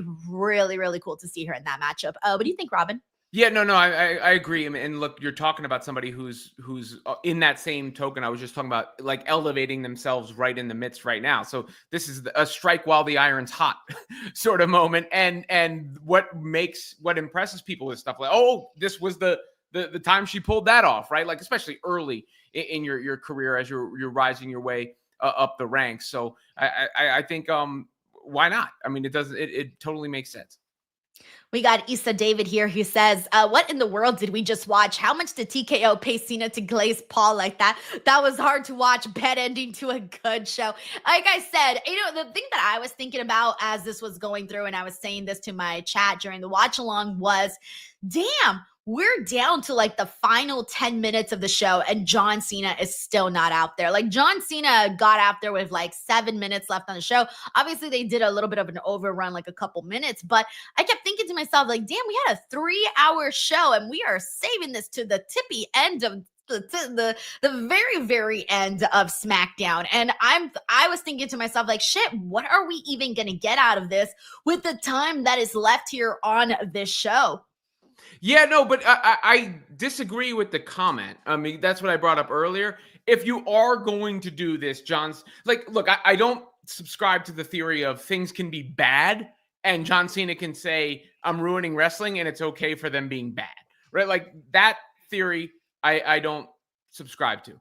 But the fact that John Cena is playing that character where he's saying he's going to ruin wrestling and he's against the fans. Well, him glazing Logan Paul and sucking up to the teat of TKO totally plays into that, right? So that makes sense to me. That doesn't mean the product is bad. That means John Cena is the product of this heel turn that we've talked about, right? Like, so I actually think him doing that made a ton of sense and fits the vibe of what they've been trying to execute. So that's the right, line but I see it differently. I know what you mean by that, Robin, but I see it as like this, okay, because I hate when people say, oh, well, because, okay, for example, if you say John Cena's heel turn has been boring, it's been lame, it's been bad, and then people will be like, well, that's what it's supposed to be. He's about to ruin pro wrestling. I'm like, yeah, you can, well, like, no, that's so stupid. Like, that doesn't mean you should bore me out of my mind and ruining pro wrestling. Like, ruin pro wrestling in a way that it's just, like, I think to me, there's a difference between, okay, he says he's going to ruin pro wrestling, and then legitimately this just being terrible booking. There's two totally different things. That to me is two separate things. And I think that, like, I haven't been on board, man. Like, this hasn't been my feud for me. This has not been my feud. So I don't like when people say, oh, I don't like when people respond to when people say, I don't like John Cena's heel turn. They're like, oh, you're not supposed to like it in that way. I'm like, no, bro, there's a difference. There's a difference. That's the distinction I was trying to draw, though. Like, it's not okay for it to be a poor product because he's saying he's ruining wrestling. But exactly. Thank you. Yes. But it is okay for him to feed into that character by doing things that fans wouldn't like aligning himself with Logan Paul, who is the type of person who would ruin wrestling. So, you know what? It makes sense within the story and within the character that he's supposed to be portraying, not when you're supposed to just eat slop on a plate because he keeps saying he's going to ruin wrestling. Yes. Okay, good. We've ironed out the details here. Yes, that's exactly how I feel too, because I thought, okay, you know, John Cena has been trying to get people to hate him. We still have some people that are rooting for John Cena. Obviously, he's going to want more hate as a heel. So aligning with Logan Paul, who gets a shit ton of heat, obviously that's going to, you know, rub off a little bit more on John Cena. So thank you so much, Issa David. We got Infamous Raider Loco here who says, so Julia looking at U.S. title, but in Money in the Bank, hey, man, you got to shoot your shot, right? Shoot your shot wherever you can get it, man. I think that's probably what Julia is doing at the moment.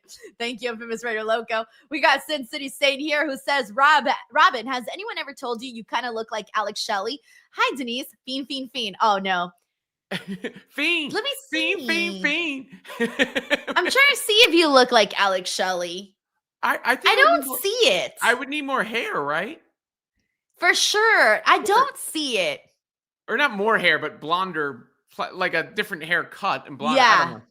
Yeah. Okay, well, that's a first. No, the answer to this question is no. And no one's ever told me I look like Alex Shelley.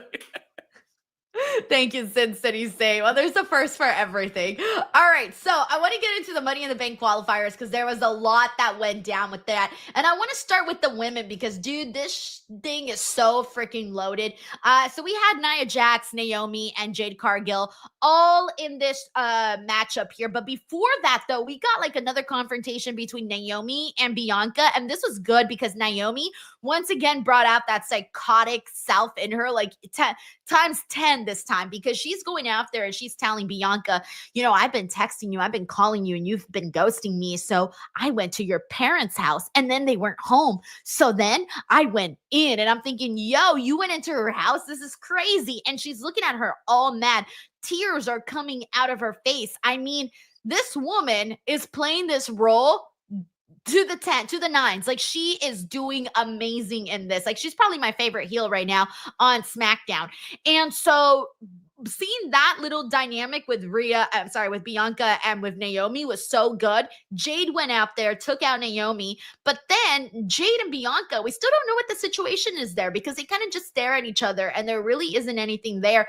I feel like based off what we've seen from Bianca, technically, why would Jade be mad at her? Like, I don't think Jade should be mad at her because if anything, Bianca just said, like, how dare you do this? Like, Naomi, you did this to our friend. So I think that Jade, maybe she's a little bit just like, conflicted. I'm not really sure, so there's a lot of questions there. And then also, this finally led into the actual matchup for the qualifiers matchup. So I love this match. I thought my favorite part of this, Robin, was how much Naomi took, how much pain she took from Nia Jax. Nia Jax, man, she was taking down Naomi every single opportunity she could, but Naomi gets the win here. I'm happy Naomi got the win because I was not secretly, I was rooting for her, man. I was rooting for her. I think she's a right call to be in this Money in the Bank. She's been in, they said this is going to be her 5th, or she's done 5 already. She's always an MVP in these matchups. She's the kind of competitor you want in Money in the Bank.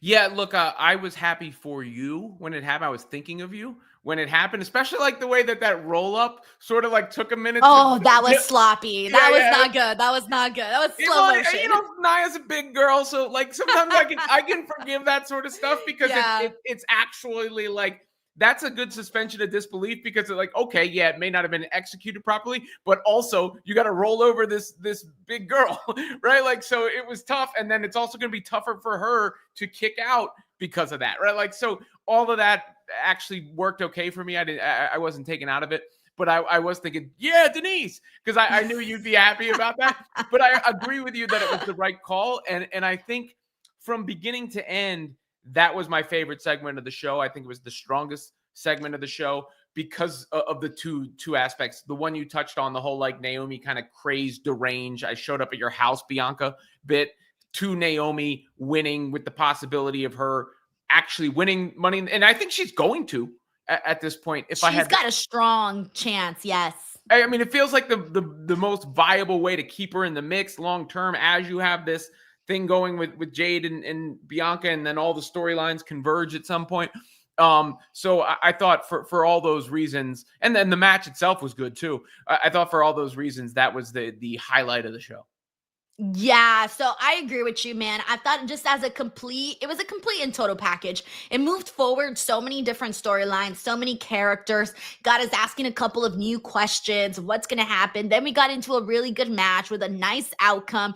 I thought that, yeah, you're right. This was the very best portion of the show because they just got all of the things right. Now, the other thing that we need to get into in regards to the other Money in the Bank scenario, kind of what we predicted as well. So Jacob Fatu, Andrade, and Carmelo Hayes in this Money in the Bank qualifier. And they were going, man, to the 9s. There was a moment where Jacob Fatu tried to run down Andrade and Carmelo in the barricade, through the barricade, but instead he's like running, hits the barricade. They both move out the way, and Fatu just goes straight into that barricade. It was gruesome. It was very cool to see, though.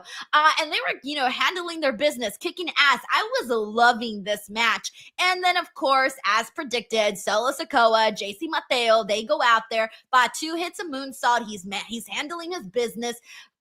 Solo gets on the ring apron, distracts the referee, distracts Jacob Fatu. This basically leads to Andrade getting the win. I wasn't expecting Andrade to get the win, but he did. I don't think people are going to be expecting him to win the Money in the Bank, though, but they will see him do very well in this matchup because he's good.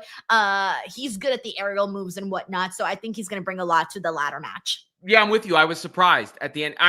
The ending went exactly as I thought it would have, except for the finish, like the actual finish. I once I saw Jacob Fatu standing up on the apron, I knew the friction with him and Solo was going to come into play. The distraction was going to come into play. I thought Carmelo Hayes was going to be the one going into the Money in the Bank. So interesting wrinkle, because it makes you go, okay, what's the reason for Andrade doing it? Is it because of something coming in the future, or is it just because you think he's going to kick ass in the match?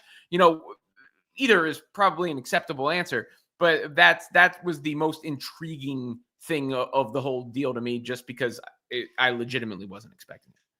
Yeah, I thought if anything, it probably would have been Carmelo Hayes, but it's interesting that they went in the Andrade route because they really haven't given him that much. Like, he really hasn't had a lot happening on the show. So in a way, I'm glad because I don't think he's really done much of anything since he came back to WWE. I mean, besides the matches that he had with Carmelo, that's really been it. So he really needs this. So I hope that he does go out there and have a good showing, which I definitely have no doubt that he will. I think he will go out there and remind people why they like Andrade. He always does. Whenever he's in a good match, he reminds people why he's there in the first place. And I don't know what this means for Carmelo Hayes, man. It's some ups, some downs for Carmelo. But the other thing is, at least with Jacob Fatu and Solo Sikoa, we continue to move this story forward. And another person who's also coming after Jacob Fatu is Damian Priest. It's funny because Damian Priest came out and he cuts this promo and he says, "You guys know I want championship gold and I'm coming for the champion. And you guys know who I'm talking about." And I was sitting there and I was going, I'm not exactly so sure which champion you're talking about. Mo, we could be several champions you're talking about. But it ended up being Fatu and they had a little bit of a mini confrontation. Are you excited about this being one of the next steps for Fatu? Because clearly he has Solo, he has JC, and now it's looking like Damian Priest. Yeah, I think so. I mean, Damian Priest is a worthy opponent. I think they could put on a good old-fashioned slobber knocker. Shout out to JR, after the surgery this week, but that to me is a, yeah. I mean, especially it seems like Drew McIntyre is on the shelf for a minute, I believe I read. And, Damian Priest just comes out of that feud. So it makes sense to put him against Jacob Fatu, because it's one thing when Jacob Fatu just has guys that you're like, okay, food. Right, like, and Damian Priest doesn't feel like food. Damian Priest feels like a feud that he has to go through. Yes, like an actual real obstacle. And that's also what's needed, because more matches like that are only going to continue to build to Jacob Fatu up a lot more. We got Bob Ross Jr. here who says, oh, by the way, first and foremost, we got Larice Johnson who says, I see on the USA Network schedule, I see Friday Night Smackdown for next Friday. Thank you so much, Larice. I'm wondering if it's a location thing. Maybe it's a location thing. So depending on where Sammy Sawan Boone was located. It was still on Fox. Perhaps I know SmackDown used to get moved to FS1 sometimes. Yes, because of soccer on Fox. That was my first reaction, but that's not a USA because Network even thing. I forgot that it's not on Fox anymore, honestly, because I don't watch on Fox. But my brain automatically goes to SmackDown on Fox. It hasn't adjusted to SmackDown on USA Network. Plus, it doesn't help. I don't actually watch it. Like, I watch it on Netflix. But even though it's still like, well, you know how it is. Either way, I just always associate with Fox, SmackDown, whatever. So thank you so much for updating us on that, Larice. We got Bob Ross Jr. So we're good, guys. So we're good. You tune into SmackDown on Friday and we should be all right. Bob Ross Jr., especially since it's right before Money in the Bank. Bob Ross Jr. here says, whoever helped Julia with her English needs a race. Yeah, she had a very kick-ass little video package today where she was basically saying, you can love me, you can hate me, it doesn't matter, but you do have to recognize me for what I'm doing and what I am and who I am and what I bring to the table. So I thought that was pretty sick. And yeah, her English sounded perfectly fine to me. Yeah, I don't know. Yeah, I mean, look, that's what comes with reps and practice and everything like that, and it's important for the most part, because it's very rare you see somebody who can't pull it off without being able to cut a promo like that. I mean, Io Sky is fascinating to me because of the way she's able to sell herself and charisma on the ring and just like magnetism without having to have the mic in her hands. But for the most part, but I'm not sitting here. I wasn't sitting there thinking about it before. Like, I wasn't going, grading her English. Yeah, I know what you're saying. Yeah. It's just like noticeable, but I also think it's a good thing because like, it's so important, right? Because even if you want to, if you want to keep continuing to grow your star, it's great that they're finding ways for people whose English is not 100% yet, that they're finding ways to like, work around that. But that if you do want to continue to get bigger and better, obviously working on your English is very important. So it's good to see her doing her due diligence and doing all of that to continue to improve upon so that she can find some more success, because you know how it is. Just sometimes if they're like, oh, well, whatever, right? Like they'll treat you a little bit differently, which sucks. But we've seen that happen to so many wrestlers that don't speak the language. And you don't want to see that happen to Julia or to anybody else. So I am glad that she is improving in her skills on that. Saif Dunn Super here says, crowd was dead until the real 4 stars in the end. There were some moments during the men's qualifier that I thought the crowd should have been like reacting a little bit more. But other than that, I did think the crowd was fine. There was just some moments where I did feel like they could have been louder, but it is what it is. Heidi Ho here says, if Stephanie wins Monday, she's going to have 2 matches next Saturday. Manifesting it now. I am too, man. I think right now she's on fire, and you don't want to try to fizzle that out at all. I think everybody is kind of hoping that she wins this matchup. It's either going to be her or Liv, really.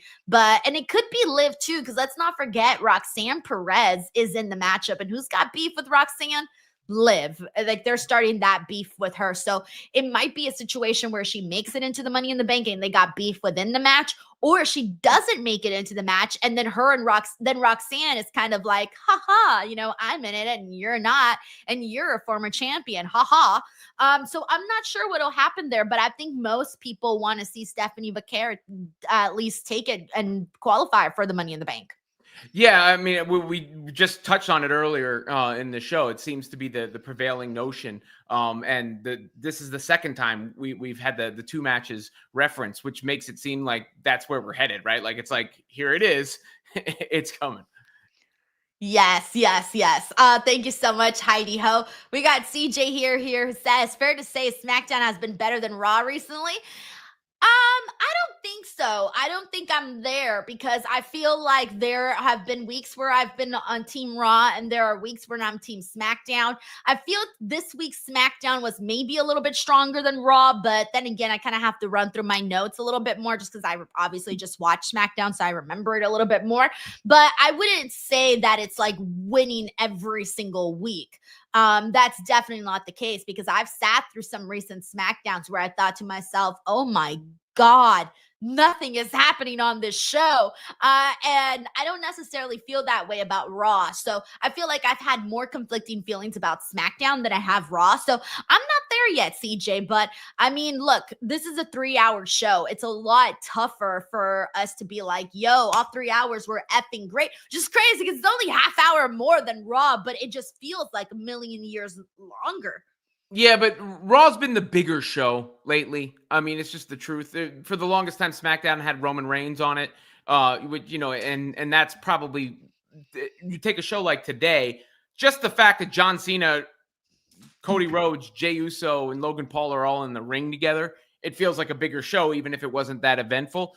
And Raw consistently has had that big program with Seth Rollins, and it just has felt like a bigger show in recent weeks due to the lack of star power on SmackDown. That can all even out, but I think it's hard to overcome.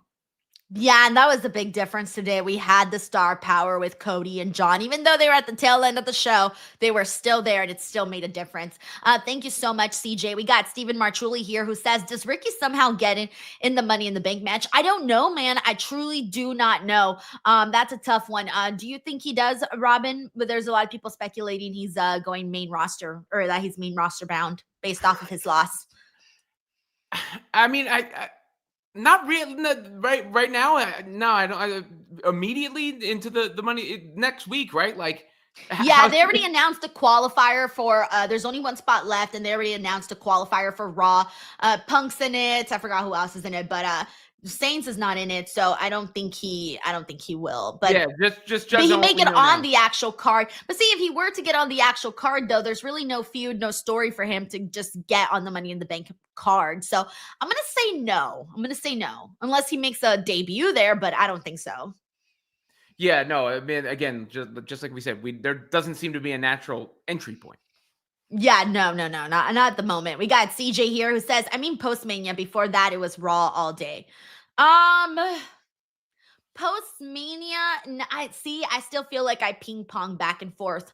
I feel like there's weeks where it's Raw, there's weeks where it's SmackDown. Shit, there's weeks when I think NXT is the better show out of the 3. So no, I've been ping ponging back and forth between these.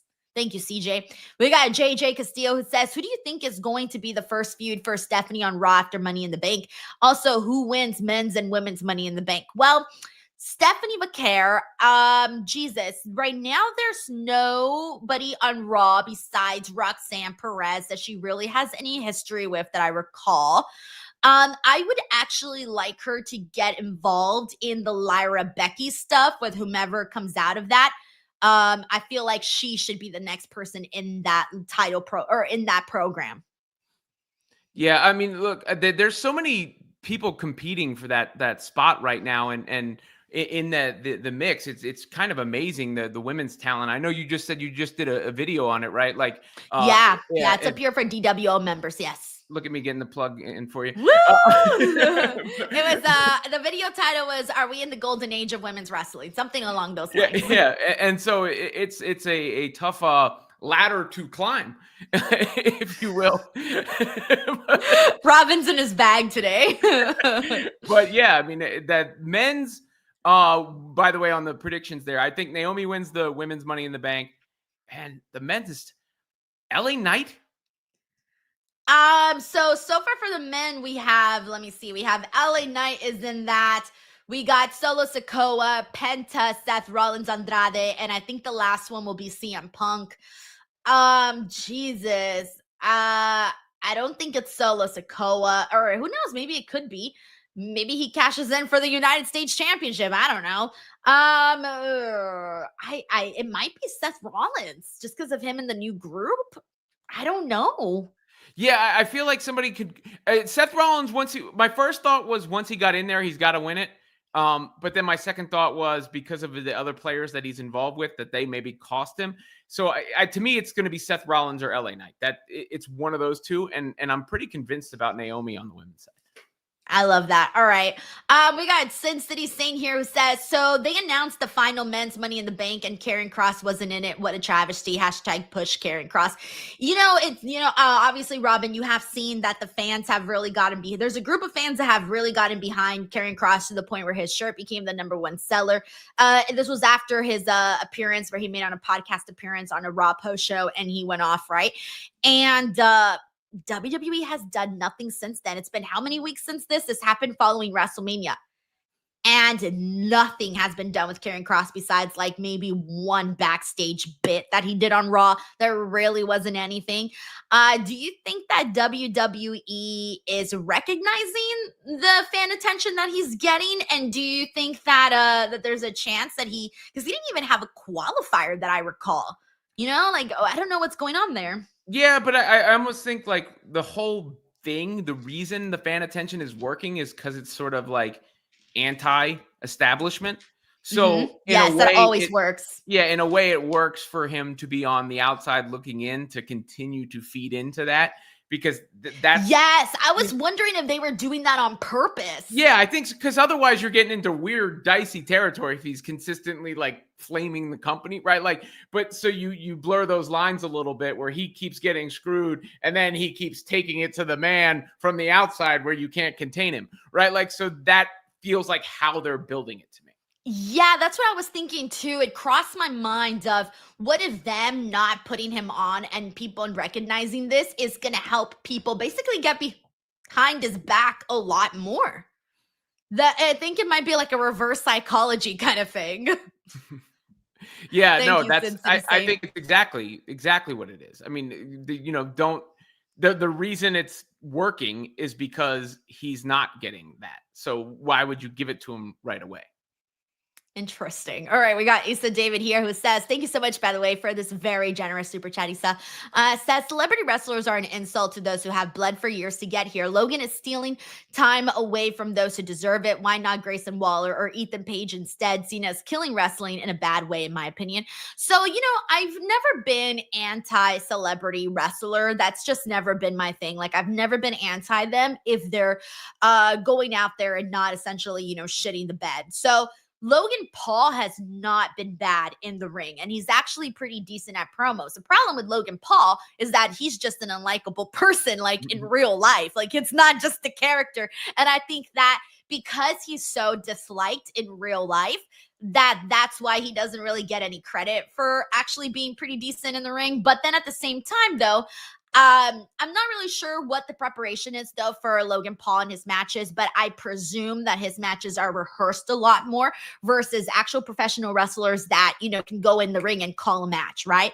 I think Logan Paul's matches are more rehearsed a lot. I'm not too sure, so don't quote me on that, but that's my assumption. So when you have situations like that, it's really different though. So we've seen him look good, but there could have been far more practice. What happens when he goes out there and he isn't, you know, having had rehearsed a match, and he really does have to go out there and, you know, call a match on the fly? That is a totally different situation. I'm not really too sure how much practice he has or doesn't have before a match. I don't know, but based off what we've seen, it hasn't been bad with Logan Paul. It's just that he's not a likable person, and that's just unfortunately where we're at.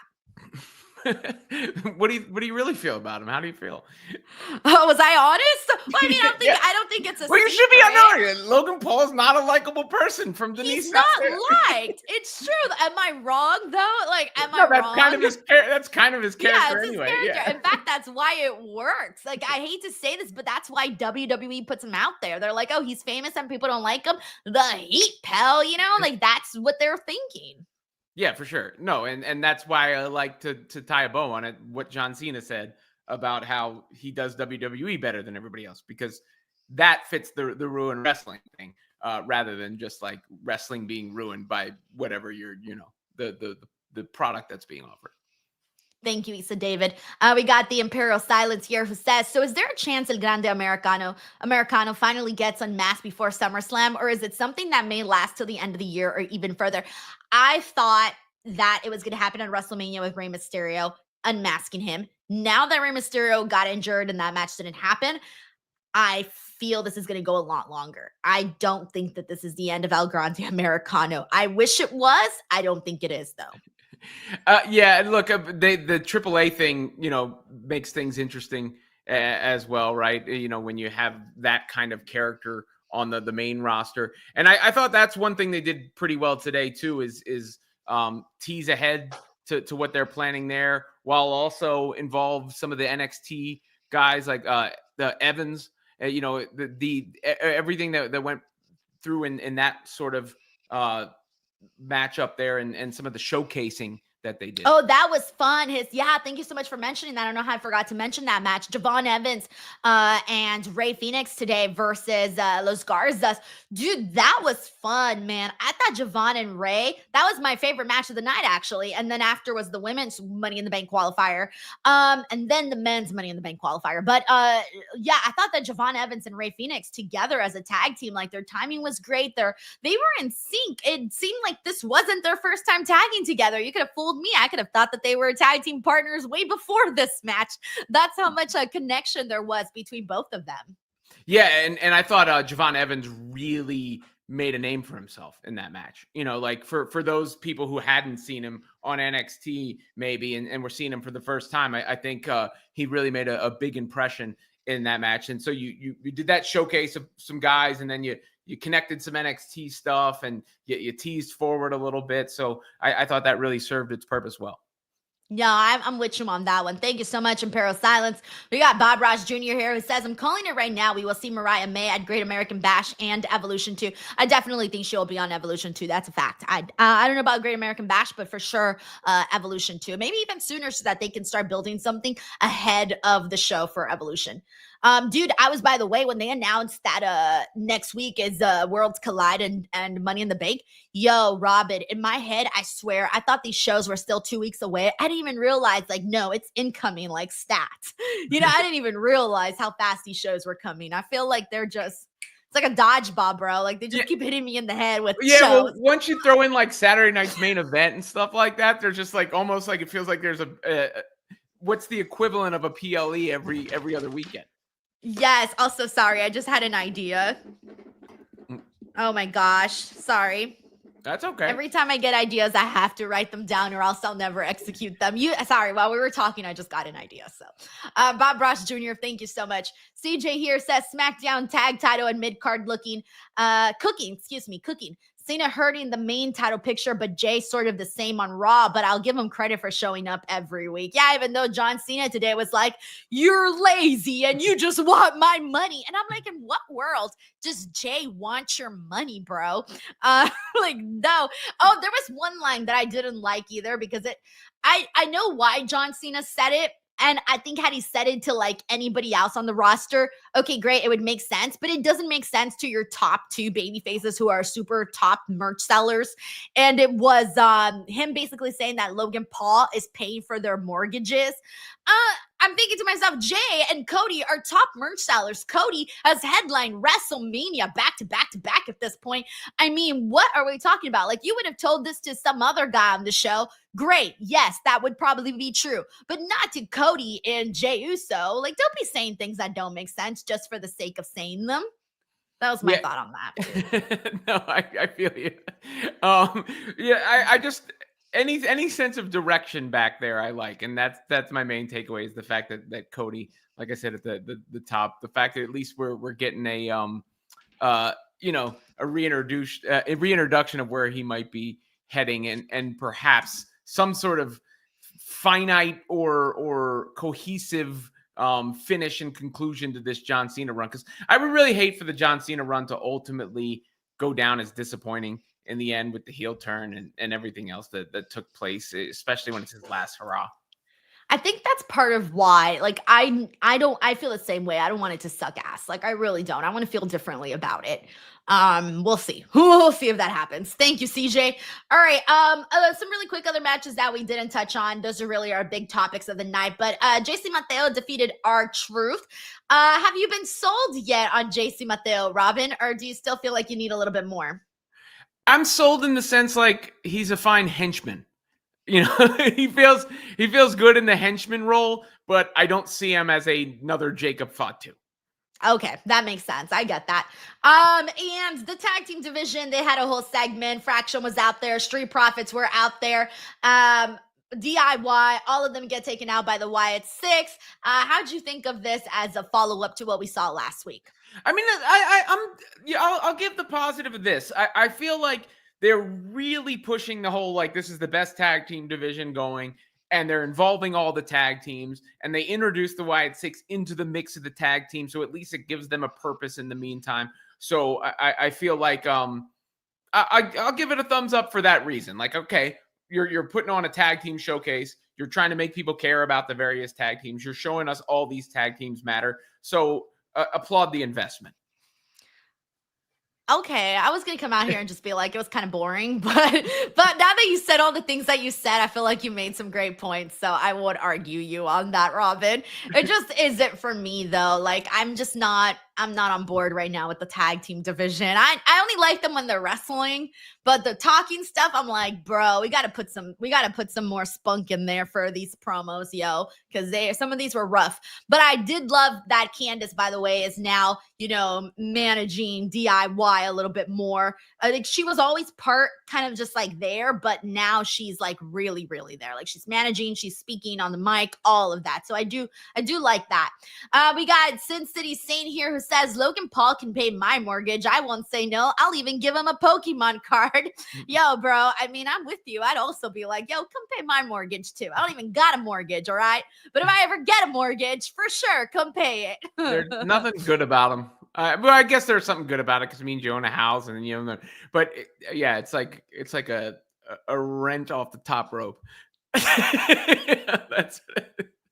Yeah, dude. I was gonna say I live out in California. I need to sell like my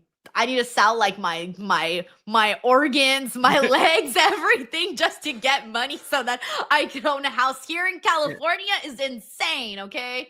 Yeah, it's like crazy out here. I get older. Like, I'm in Jersey. It's not that much different. You wouldn't realize from Cali. Like, as far as that, like, there is the part of me that goes, why don't I just go somewhere in the middle or somewhere that's not that is it any different, really? Every suburb is the same anyway. It is.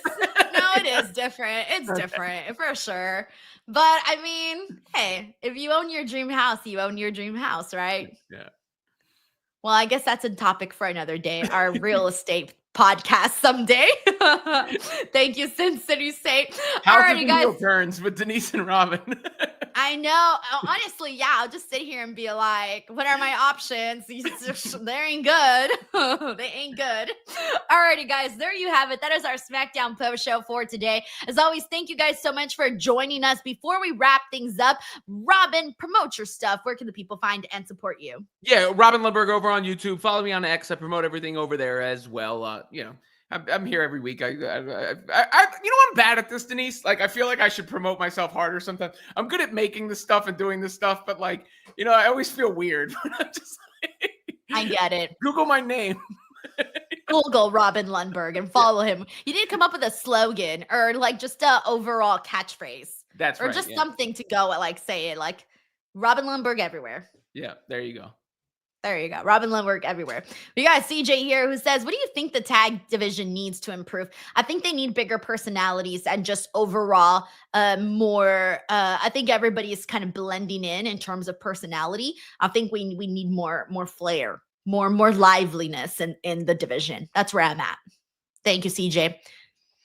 Alrighty, and last but not least, guys, YouTube, you're already here. Make sure you click that subscribe button, join the family, join the page. Facebook, Denise Salcedo, Denise's version, just hit 2.5 thousand followers. Still a long ways to go, but make sure you guys go in there, spam, hit likes on the videos, leave comments. I go in every single night. I go in like at least 3 times during the day to go respond to a bunch of comments. I usually do this in the morning, midday, and at night to cover all my bases. So I do see people's comments. I engage with people. So please go in there, reply.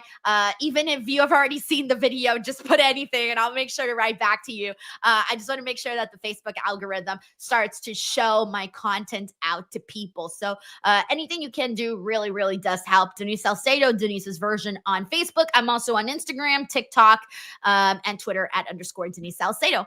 Alrighty, guys, thank you so much. We'll catch you all on the next one. Bye.